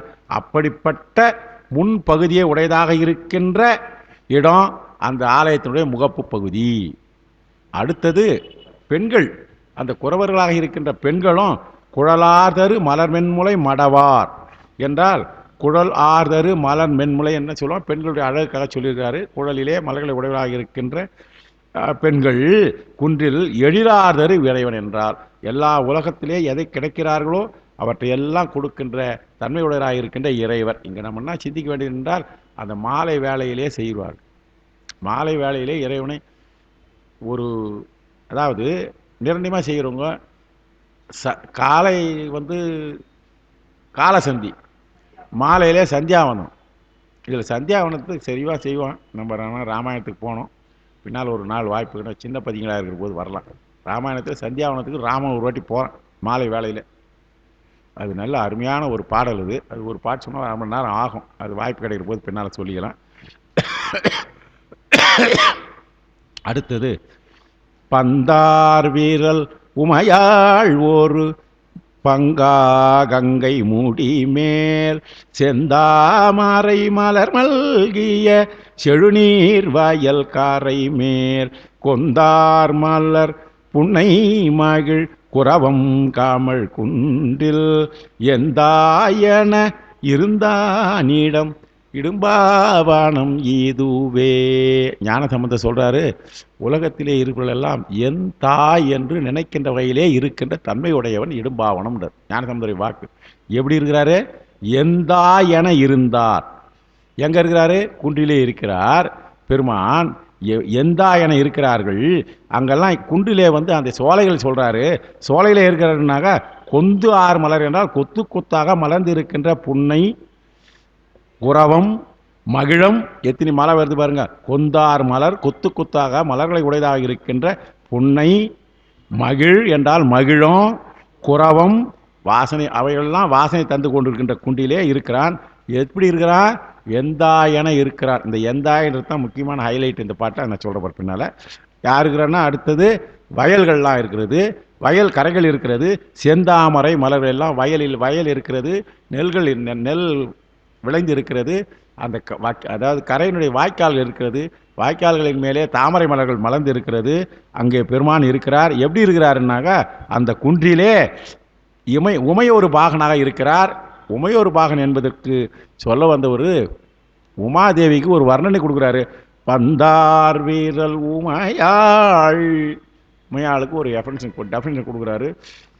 இந்த இங்கே உமாதேவியும் இருக்கிறா, பெருமானும் இருக்கிறான். ரெண்டு பேரும் இருக்கிற போது என்ன சொல்லணும்? அம்மாவை சொல்கிறதா ஐயாவை சொல்கிறதா?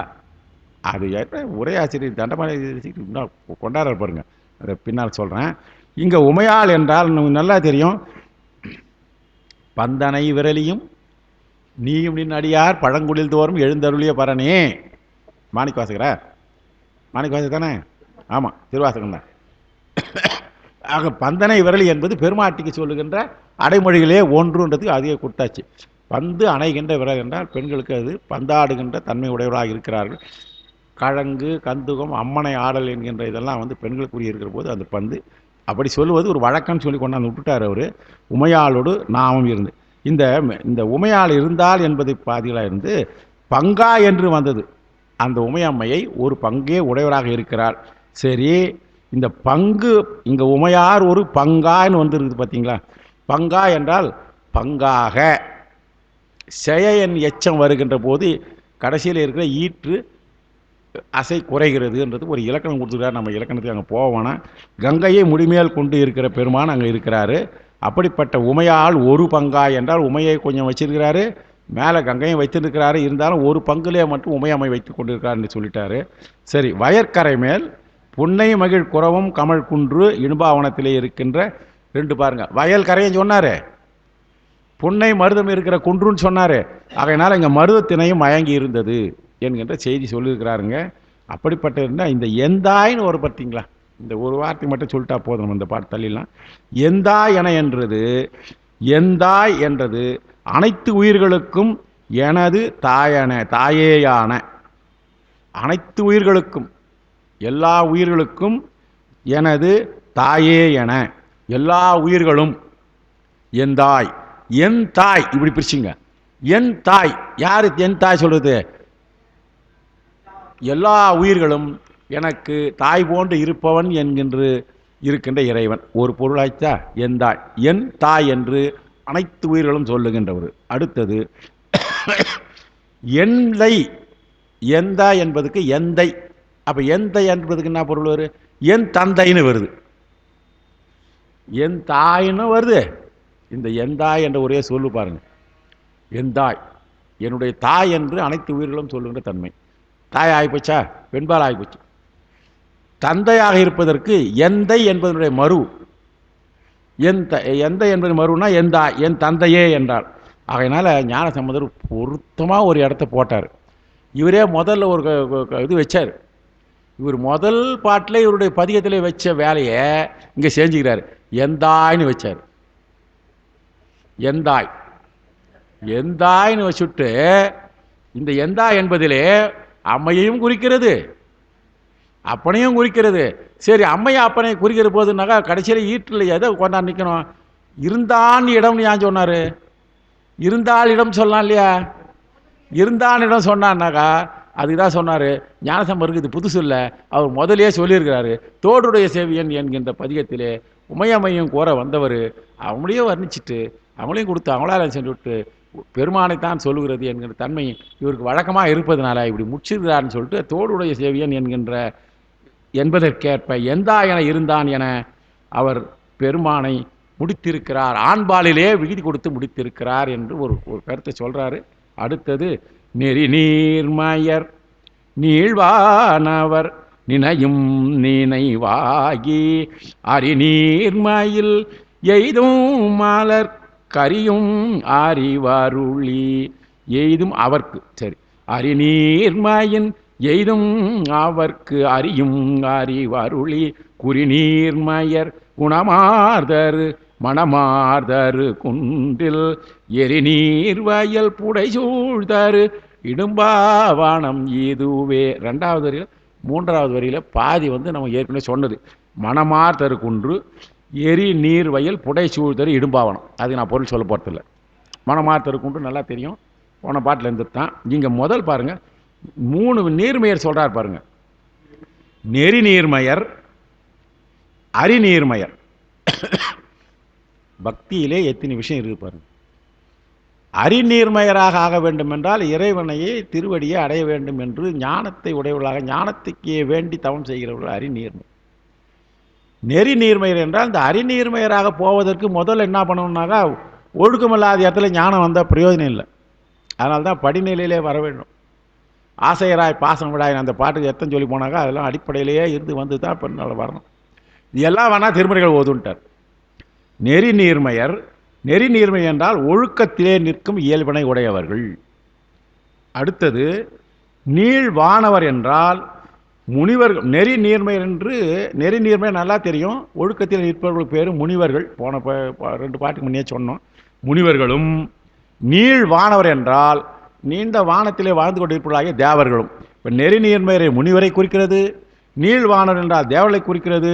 அவர்கள் பெருமானை மனசிலே நினைந்து கொண்டிருக்கின்ற நினைவு, அவர்களுடைய வழிபடு தியான பொருள்னு பேர்.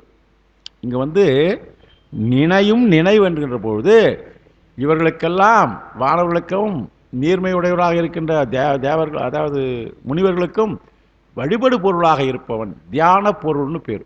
எதை மனசில் வைக்கி தியானிக்கின்ற பொருள் என்பது தியான பொருளாக இருப்பவன். முனிவர்களுக்கும் தியான பொருளாக இருப்பவர். அடுத்தது இந்த செய்தி சொல்லிட்டு, இவர்களை காட்டிலும் உயர்ந்தவர்கள் ஞானிகள். அந்த ஞானிகளை தான் என்ன சொன்ன, நெறி குறி நீர்மையர்னு சொன்னார். முனிவர்கள், தேவர்கள், இவர்களெல்லாம் நெறி நீர்மையர், நீள்வானவர் சொன்னார். இவர்களெல்லாம் ஒழுக்கத்தை உடையவர்கள், தவம் செய்தவர்கள். ஆனாலும் குறி நீர்மையர்னு ஒன்று இருக்குது பார்த்தீங்களா. இந்த குறிநீர் என்பது இவர்களை காட்டிலும் உயர்ந்தவர்கள். அந்த குறிநீர் என்பது ஞானிகளை குறிக்கின்றது. அத்தனை பேருக்கும் பெருமான இடமா இருக்கிறான், வானவர்களுக்கு இருக்கிறான்.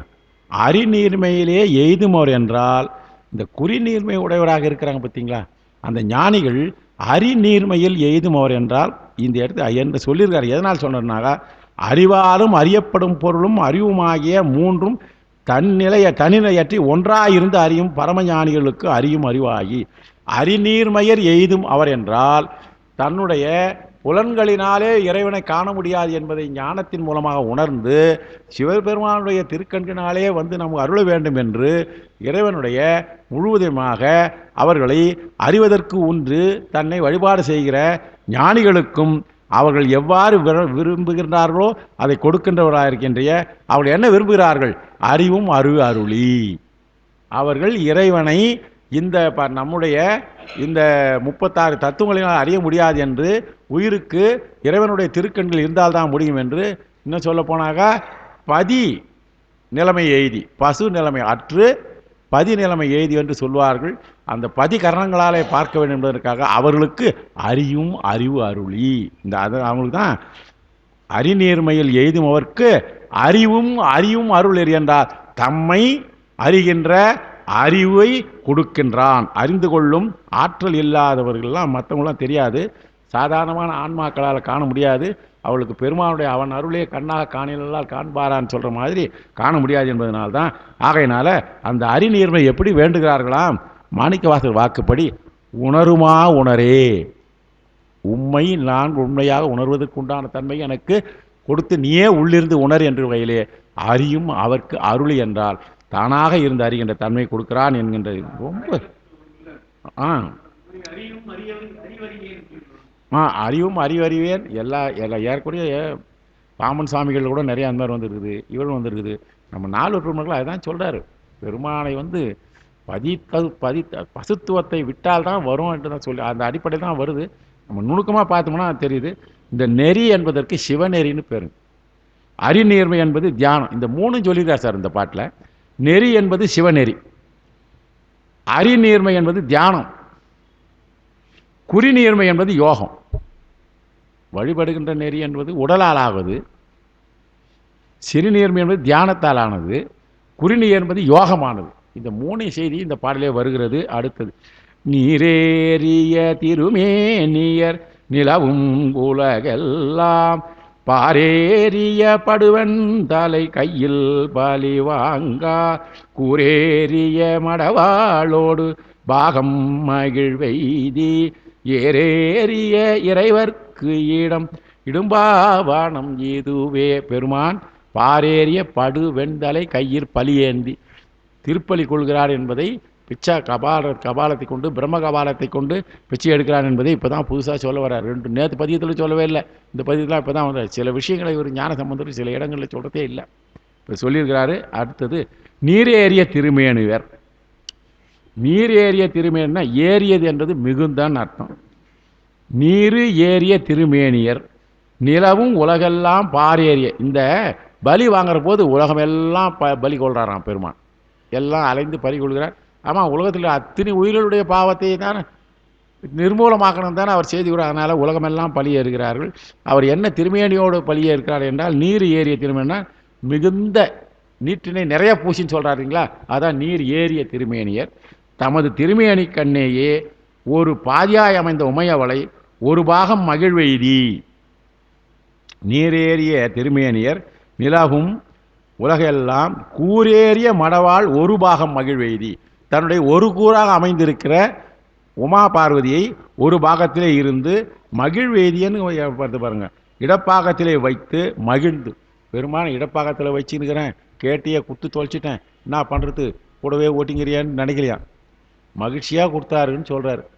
அவர் மகிழ்ச்சியாக இல்லைன்னாக்கா உலகத்தில் ஒன்றுமே நடக்காது. அதனால் அதுக்காக அந்த பெருமான் மகிழ்வெய்தி இருக்கிறார் என்கின்ற ஒரு செய்தியை நம்ம ஞான சம்பந்தம் கொடுக்குறாரு. மகிழ்வெய்தி ஏறிய இறைவர் நன்றாக தெரியும். இடப வாகனத்திலே ஆரோகணிக்கின்றவா இருக்கின்ற இறைவர் இந்த இடும்பாவனம். இங்கே மகிழ்வெய்துதல் ஆன்மாக்களுக்குத்தானே உரிது, இறைவனுக்கு மகிழ்வு இல்லையே, ஏன் இறைவர் மகிழ்வு எழுதுகிறாரு? ஒரு கேள்வி. மகிழ்வு எழுதுதல் இன்பமும் துன்பமும் இல்லானே உள்ளானே, இன்பமும் துன்பமும் இல்லானே உள்ளானே. சுலபமான பொருள். தனக்காக இன்பமும் துன்பமும் இல்லாதவன், உயிர்களுக்காக தான் இன்பமும் துன்பமும் உடையவனைப் போல அப்படியே ஒரு பாலா செய்கிறான். அதுதான் இவர் என்ன சொல்றாரு, இறைவன் நிர்குணன் என்பதும், ஆனால் இவர் என்ன பண்றாரு, உயிர்களுக்காக இதெல்லாம் செய்து கொண்டு இருக்கிறார் என்பதை செய்தி அங்கே குறிப்பிடுகிறாரு. அடுத்தது, சேரார்தரு திகழ்வாள் ஏயிர் அரக்கன் சீவன் மாலையை ஓராதெடுத்தான் முடி ஒரு பக்து அவை நேரித்து கூறார்தரு கொலைவாளோடு குணநாமமும் கொடுத்த ஏறார்தரு இறைவர்க்கு இடம் இடும்பாவனம் இதுவே. இந்த பாட்டில் சின்ன செய்தி தான். தேரார்தரு, சேர் இல்லை, நான் தவறாக படிச்சிட்டேன். தேரார்தரு என்றால் தேரின் மீது ஆகாயத்தின் கண்ணே அமர்ந்து வந்தவனாகியிருக்கின்ற வாள் எயிற்று அரக்கன் என்கின்ற வாள் எயிறு. அரக்கர்களுக்கு எப்பவுமே சொல்கிற போது வாள் எயிறு, போன பாட்டோட வாள் ஏறி சொன்னார் அப்படின்னா, வாள் எயிற்று அரக்கன் சிவன்மலையை ஓராது எடுத்தான் என்றால் செய்யலாமா செய்யக்கூடாதா என்று மனசில் நினைக்காமல் ஆணவத்தின் உந்துதலால் ஓராது எடுத்தான். என்ன பண்ணார், முடி 10 தலையும் நெறித்து கூறார்தரு கொலைவாள் கொடு குணநாமமும் கொடுத்த. இந்த ராவணனுக்கு ஒரு பேர் கொடுத்தாராம். என்ன நாமம் கொடுத்தாராம்? இராவணன் என்கின்ற பேரை கொடுத்தாராம். குணநாமம் கொடுத்தாராம். இந்த இடத்துல வாழும் கொடுத்து வாழ்நாளும் கொடுத்தாரு தான் நிறைய நம்ம படிச்சிருக்கலாம். அவருக்கு ஒரு பேர் கொடுத்தாராம் பெருமான், குணநாமம். அவன் குணத்துக்கு ஏற்ற பேரா இது, காரண பெயர். குணநாமம் கொடுத்த ஏறாதரு இறைவர். இந்த குணநாமம் என்றதுனாக்கா வாழ் சந்திரஹாரம் என்ற வாழ் கொடுத்தாரு. வாளுக்கு பேர் சந்திரஹாசம் என்கின்ற வாழ். குணநாமம் என்பது என்ன தெரியுமா, அவனுக்கு இருந்த அழுகை குணத்தால் எத்தனை யுகமாக அழுதுதான் தெரியாது, அழுது கொண்டே இருப்பதனால காரண பெயராக அவன் அழுகை குணத்துக்காக பேரை கொடுத்தாராம். இராவணன் என்று இவன் பேரை எல்லாம் சொல்கிற போது நான் அழுது இருந்ததுனால என்னை பற்றி ஞாபகம் வந்தது, மலை எடுத்து ஞாபகம் வரணுன்றதுனாலே இவனுக்கு ராவணன் என்ற பேர் தான் நிலச்சி போச்சு கட்சியில். குணநாமம் கொடுத்தவன் என்கின்ற செய்தி சொல்கிறாரு. இராவணன் என்று அவனை பேர் இயம்ப கொண்டார். இது எங்கன்னா அந்த பேர் இதுக்கு சொல்றாரு பாருங்க ஞானசம்பந்தர். குணநாமம் சொல்லி விட்டார் இல்லையா, பின்னால வந்தவர் தாண்டகத்தில் இராவணன் என்று அவனை பேர் இயம்ப கொண்டார். சிவபெருமான செய்த செயலுக்கு இராவணன் என்று அவனை பேர் இயம்ப கொண்டார் தாண்டகத்தில் வருது. ஆகினால் இது ஒரு விளக்கமாக பின்னால் நாவுக்கரசர் பாடியிருக்கிறாரு. சமகாலத்தவங்களும் இல்லையா, பொருளாதரு மறையோர் புகழ் விருத்தர் போலி மலி சீர் தெருளாதரு சிந்தையோடு சந்தம் மலர் பல தூய் மருளாதரு பாயன் ஆயன் மாயன் சரி மருளாதரு மாயன் ஆயன் காணார் மயல் எய்த இருளாதரு கண்டற்கு இடம் இடும்பாவனம் இதுவே. பெருமான சொல்ல வரும்போது இந்த இடத்துல நீலகண்டத்தை சொல்றாரு. இருளார்தரு கண்டர், இருளார்கள் நீலகண்டத்தை உடனாக இருப்பவன்.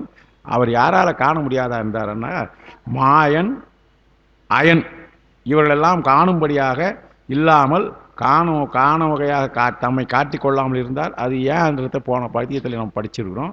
அதனால் அப்படிப்பட்ட தன்மையுடையவர் திருமால் பெருமனால் காண முடியாதவர்கள் அவர் என்ன செய்கிறாராம், தெருளார்தரு சிந்தையோடு சந்தம் மலர் தூய் மருளார்தரு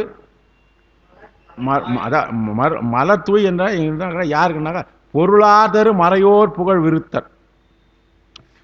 பொருளாதரு மறையோர் என்றால் பொருள் நிறைந்த வேதம் புகழ விருத்தர் என்றால் வேதங்களால் புகழப்பட்டவராக இருக்கின்ற விருத்தர் என்றால் புகழ் மிகுந்தவர்கள் அர்த்தம், அந்தணர்கள் என்ற அர்த்தம். இவர்கள் தெளிவு பெறுவதற்காக வழிபாடு செய்கிற இடம். ஆனால் தெளிவு பெறுவதற்காக வழிபாடு. தெருள் என்றால் தெளிவு. ஆனால் இவங்க ரெண்டு பேரும் எதனால் காண முடியலன்னா மருள் இருந்தது. மருள் இருந்ததுனால காண முடியாது. மருளார்தரு மாயன் அயன். ஆனால் தெருளார்தரு சிந்தையோடு பெருமானை மலர் தூங்குகிறவர்கள் அங்கே இருந்து கொண்டு இருக்கிறார்கள். அவர்கள் அப்படிப்பட்ட சித்தத்தை உடையவர்களாக இருப்பவர்கள் அங்கே இருந்து கொண்டிருக்கிற இடையும் மறையோர் புகழ் விருத்தர்னு வருது பாருங்க. மறையோர் என்றால் சிந்தையோடு மலர் தூவுகின்ற இடம். மறையோர் புகழ் விருத்தர் சிந்தையோடு மலர் தூவி கொண்டு இருக்கின்ற இடம் என்கின்ற அந்த செய்தி இந்த பாட்டில் முதல் 2 வரிகளை சொல்லுகிறார். அடுத்தது 10வது பாடல். தடுக்கை ஊடல் இடுக்கி தலை பறித்து சமன் சமன் டப்பார். சமன் டப்பார்னு வருத்தி பாருங்க. சமன் நடப்பார் இல்ல. ஓ, இந்த இடத்துல நான் புள்ளி வச்சுட்டேன். தடுக்கை ஊடல் இடுக்கி தலை பறித்து சமன் நடப்பார். சமன் நடப்பார் தான் அமனோடு நடந்து வராங்கன்னு அர்த்தம். அமன கோட்டமாக நடந்து வராங்களா, அதுதான் சொல்றாரு. உடுக்கை பல துவர்கூரைகள் உடம்பிட்டு உடல்வாரும் மடுக்கண் மலர் வயல் சேர் சென்னில் மலர் நீ தப்பா ரைட்டு மலி நீர் நான் மலை நீர் போட்டு நான் சென்னல் நெல் மலி நீர் மலர் கரை மேல் இடுக்கண் பல களைவாரிடம் இடும்பாவனம் இதுவே. இடும்பாவனத்திலே இருப்பவர்கள் உயிர்களுடைய இடுக்கன் என்கின்ற பிறவி துன்பத்தை களைகின்ற பெருமான் வீட்டிருக்கிறார் என்பது ஸ்டேட்மெண்ட் கொடுத்துட்டார் கடைசி வரையும். இடுக்கண் பல களைவார். பல இடுக்கண்களை உயிர்களுக்கு இருக்கிற இடுக்கங்களை பலவற்றையும் களைனா முதல்ல வினையை களையணும், ஆகாமியத்தை களையணும், இன்னும் வருவினை களைக்கணும், எல்லாத்தையும் களைந்து கடைசியில் இருக்கிற பிறவியை களையணும். அப்படிப்பட்ட பெருமான் மடுக்கண் மலர் வயல் சேர் சென்னல் மலர் நீர் மலர் கரைமேல் அந்த ஊருடைய வர்ணனை சொல்றார். மடுக்கள் இருக்கின்றது, வயல் இருக்கின்றது, சென்னல் இருக்கின்றது. அங்கே அதாவது மலி நீர் மலர் கரை என்றால் அவ்வளவு நீர்வளம் பொருளாக இருக்கிற இடம் மேலே யார் இருக்கிறார்களா, இந்த 2 பேர் சொல்றார்கள். தடுக்கு என்பது பனையோலை. தடுக்கு என்பது பனையோலை படுக்கையிலே உடலிலே இடுக்கி வைத்து கொண்டிருப்பார்கள். இடுக்கி தனது அக்கிலே அடக்கினே சொல்றாரு. அப்படிப்பட்ட இன்னொருத்தருக்கு சொல்றாரு உடுக்கை பல துவர் கூரைகள் என்றால் உடம்பிலே இந்த துவர் கூரைகள்னால் துவர ஆடை என்று சொல்லுவார்கள். அந்த ஆடை அணிந்து கொண்டு இருப்பவர்கள் சமணர்களையும் பௌத்தர்களையும் இவர் சொல்லிட்டாரு.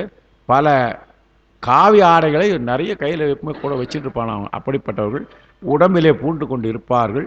அப்படிப்பட்டவர்கள் இந்த மடு என்பதற்கு ஆழமான நீர்நிலைகள்னு பேர். மடு மடு என்றால் மடுங்கிறன ஆழமான நீரில் இருப்பார்கள். சமன் நடப்பார் என்றால் சமன் நடப்பார் என்பது பிரிச்சுக்கணும். நான் தான் சமன் நடப்பார் என்றால் சமண நெறியிலே ஒழுகுகின்றவர்கள் அர்த்தம். அவர்களுக்கு ஒரு நெறி வைத்து ஒழுகின்றவர்கள். கொடியார் நெடு மாட குன்றல் ஊரில் கரை கோலம் இடியார் கடல் அடி வீழ்தரு இடும்பாவனத்திரையை அடியாயும் மந்தனர் காழியுள் அணிஞான சம்பந்தன் படியார் சொன்ன பாடல் சோல பறையும் வினை தாமே. ஞான சம்பந்தர் பதிங்களே வினை நீக்கத்துக்கு தான் சொல்வார். இந்த பாடத்திலே அவருடைய வினைகள் இல்லாமல் கெட்டு ஒழியும் சொல்றார். பறைதல் என்றால் தானாக கெட்டு ஒழியும், யாரும் நீக்க வேண்டியதே இல்லை. பெருமான் திருவிழாவில் வினை நீங்கிடும். அந்த வினைகள் வேறு இடத்துல போய் இருந்தால் இருக்கும். அப்புறம் எப்படா வாய்ப்பு கிடைக்குன்னு பிடிச்சிக்கணும் நமக்கு. கொடியார் நெடுமாட குன்றலூர் என்றால் கொடி ஆர் நெடுமாடம் என்றால் கொடிகள் ஆடும்படியாக உயர்ந்த அதாவது உயர்ந்ததாக இருக்கின்ற மாளிகைகளை, மாடம் என்றால் மாளிகைகள் உடையதாக இருக்கின்ற குன்றலூரிலே கரை கோல இடியார் கடல் அடி வீழ்தரு இடும்பாவனம். அங்கே இருக்கிற இடும்பாவனம் என்றால் குன்றலூர் என்பது இடும்பனுடைய தலைநகர் தான் இங்கேயும் சொல்றார். இந்த பாட்டிலையும் கொடுக்கிறார். இதனையே சுவாமிகள் இந்த இடைக்குறையாக குன்றூர் என்றார். குன்றலூர் என்பது தான். குன்றலூரை எப்படி சொல்லிட்டாரு? குன்றூர்னு சொன்னார். அந்த லூ இடைக்குறைன்னு வந்து இலக்கணத்தை கொடுத்துருக்காரு என்று குறித்தவாறு பல இடங்களிலே காண்க. கோலக்கரை என்றால் கோலைக்கடை இடியார்கடல் அடி வீழ்தரு இடும்பாவனம். கோலக்கரை இடியார்கடல் அடி வீழ்தரு இடும்பாவனம் என்றால் அழகிய கரை. கோலம் என்றால் அழகிய கரையை இடித்தலை பொருந்தியதாக இருக்கின்ற இடும்பாவனம். அழகிய கரையை இடித்தல் என்றால் இடிக்கின்ற தன்மையுடையதாக இருக்கின்ற கடல் அலைகள் என்றால் அழகிய கரையுடையதாக இருக்கின்றது. குன்றை வந்து அது இடிக்கிறார்கள். அப்படிப்பட்ட தன்மையுடையதாக இருக்கின்ற இடும்பாவனம். இந்த கடலடிக்கண் மடங்கி வீழும் இடும்பாவனம். கடலடிக்கனே மடங்கி வீழும் இடும்பாவனம் சொல்றாரு. அடியாயும் அந்தணர்கள், இந்த இடத்துல சொல்ற அடியாயும் அந்தணர்கள் இறைவனுடைய திருவடி சிந்தத்தை சதா சர்வ காலம் சிந்தித்திருக்கின்ற அந்தணர்கள் படியால் சொன்ன பாடல். இங்கே ஞானசம்பந்த பெருமான் அடியாயும் அந்தனர் என்பது சீர்காழிக்கு வருதுங்க. பெருமானுடைய திருவடியே சர்வ காலமாக ஆய்ந்து கொண்டு அதிலேயே தோய்ந்து கொண்டு இருப்பவர்களாகிய அடிகள் வாழ்கின்ற சீர்காழியில் இருப்பவனாயிருக்கேன்னு ஞான சம்பந்தன் சொன்னது படியால் சொன்ன பாடல். இந்த படியால் சொன்ன பாடல் என்றால் பாடல் சொல்வது என்ன சொல்கிறேன்னாக்கா பக்குவத்திற்கேற்ப முறையாக சொன்ன பாடல். இந்த பாடலுக்கே பொருள் நான் ஏறக்குறைய 5 உரைகளை பார்க்குறேங்க. ஒரு சில உரைகளை பார்த்தாக்கா ஒன்றுமே இல்லை. இப்போ மொத்த உரையை சேர்த்து இப்போ நாமெல்லாம் அதுதான் ஒரு பெரிய வரம். இந்த பாடலுக்கு பக்குவமுடையவர்களுடைய உரையை கண்டுபிடிச்சி இது எப்படி இருக்கிறது என்பது எவ்வளோ சைவத்தோடு சேர்ந்து போது பாருங்கள். சித்தாந்தத்தையும் திருமுறைகளை வந்து சித்தாந்தத்தை ஒன்றா சேர்த்து உயிர்களுக்காக அவர் சொன்ன செய்தி அந்த படிநிலை என்பது படிநிலையிலே உள்ளவர்கள் அறியும்படியாக. எல்லாருக்கும் அறிய முடியாது, அறிவதற்கு உண்டான வாய்ப்பு நமக்கு கிடைத்திருக்கிறது. அதனால் படியார் சொன்ன பாடல் என்பதற்கு பக்குவத்திற்கு ஏற்ப முறையால் சொன்ன பாடல் என்றால் உயிர்கள் பக்குவத்திலே உணரும் வகையில். இப்போ இதே தாங்க திருமுறை எவ்வளோ பேர் படிக்கிறோம், எவ்வளோ முற்றுதல் பண்ணுறோம். முற்றுதல் பண்ணும்போது எல்லாம் திருவாசகம் தெரிஞ்சிருன்னு அர்த்தமா, உணர்ந்து இருக்கிறன்னு அர்த்தமா? இல்லையே. சொல்கிறோம்.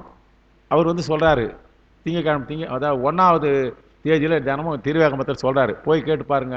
ஓ இதெல்லாம் இருக்குதா, நமக்கு தெரியாது. நம்ம என்னமோ வந்தோமா பார்த்தோமா போனோமா, அவங்க கட்டிக்கிற புடவை நல்லா இருக்குதான்னு பார்த்தோமா, எத்தனை மணிக்கு வந்தேன், ஏன் லேட்டாக வந்தேன்னு சொல்லிட்டு லேட்டாக வர்றவங்கள ஏன் லேட்டாக வந்தேன்னு கேட்டு இன்னும் லேட் ஆக்கி இப்படியே போயிட்டு இருக்கிறோமே, அதெல்லாம் இல்லாத படியார் சொன்ன பாடல் என்றால் பக்குவம் உடைந்தவர்கள் உணரும்படியாக சொல்லப்பட்ட ஞானசம்பந்தனுடைய பாடல்கள். அதனால்தான் சீ சினமே தவிர திருமுறைகள் ஓதா என்று சொன்னார். ரொம்ப மகிழ்ச்சிமா.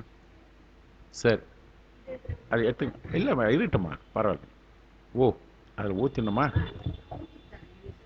சரி. அப்படிப்பட்ட தன்மை உடையவராக இருந்து பாடப்பட்ட பாடல்களை எல்லாம் நம்ம படிக்கணும். இதெல்லாம் படியால் சொன்ன பாடலை பக்குவத்தோடு படிப்பதற்கு உண்டான வாய்ப்பு கொடுத்திருக்கின்ற ஐயா அவருடைய திருவடியை வணங்கி இருந்திருந்த அடியார் பண்ண. நான் கொஞ்சம் பிரேக் போட்டேன், உடம்பு சரியா இல்லை, இருந்தாலும் முறையாக சொல்ல வேண்டி இருக்குது. கொடியார் மாடக்குன்றலூர் இடும்பாசனூர் தலைநகரம் என்பது குறிப்பு. அடியாயும் என்றால் அடியை போற்றுகின்றபடியால் படியால் உலகம் வழியாக படிப்படியாக தான் அறிய முடியுங்க. நம்ம ஓரளவு எந்த படியில் வந்துக்கிறோன்றது நீங்களே உணர்ந்து கொள்ளுங்கள். நன்றாக தெரியும் உங்களுக்கு. படித்தா புரியல, சொன்னால் தான் புரியும்.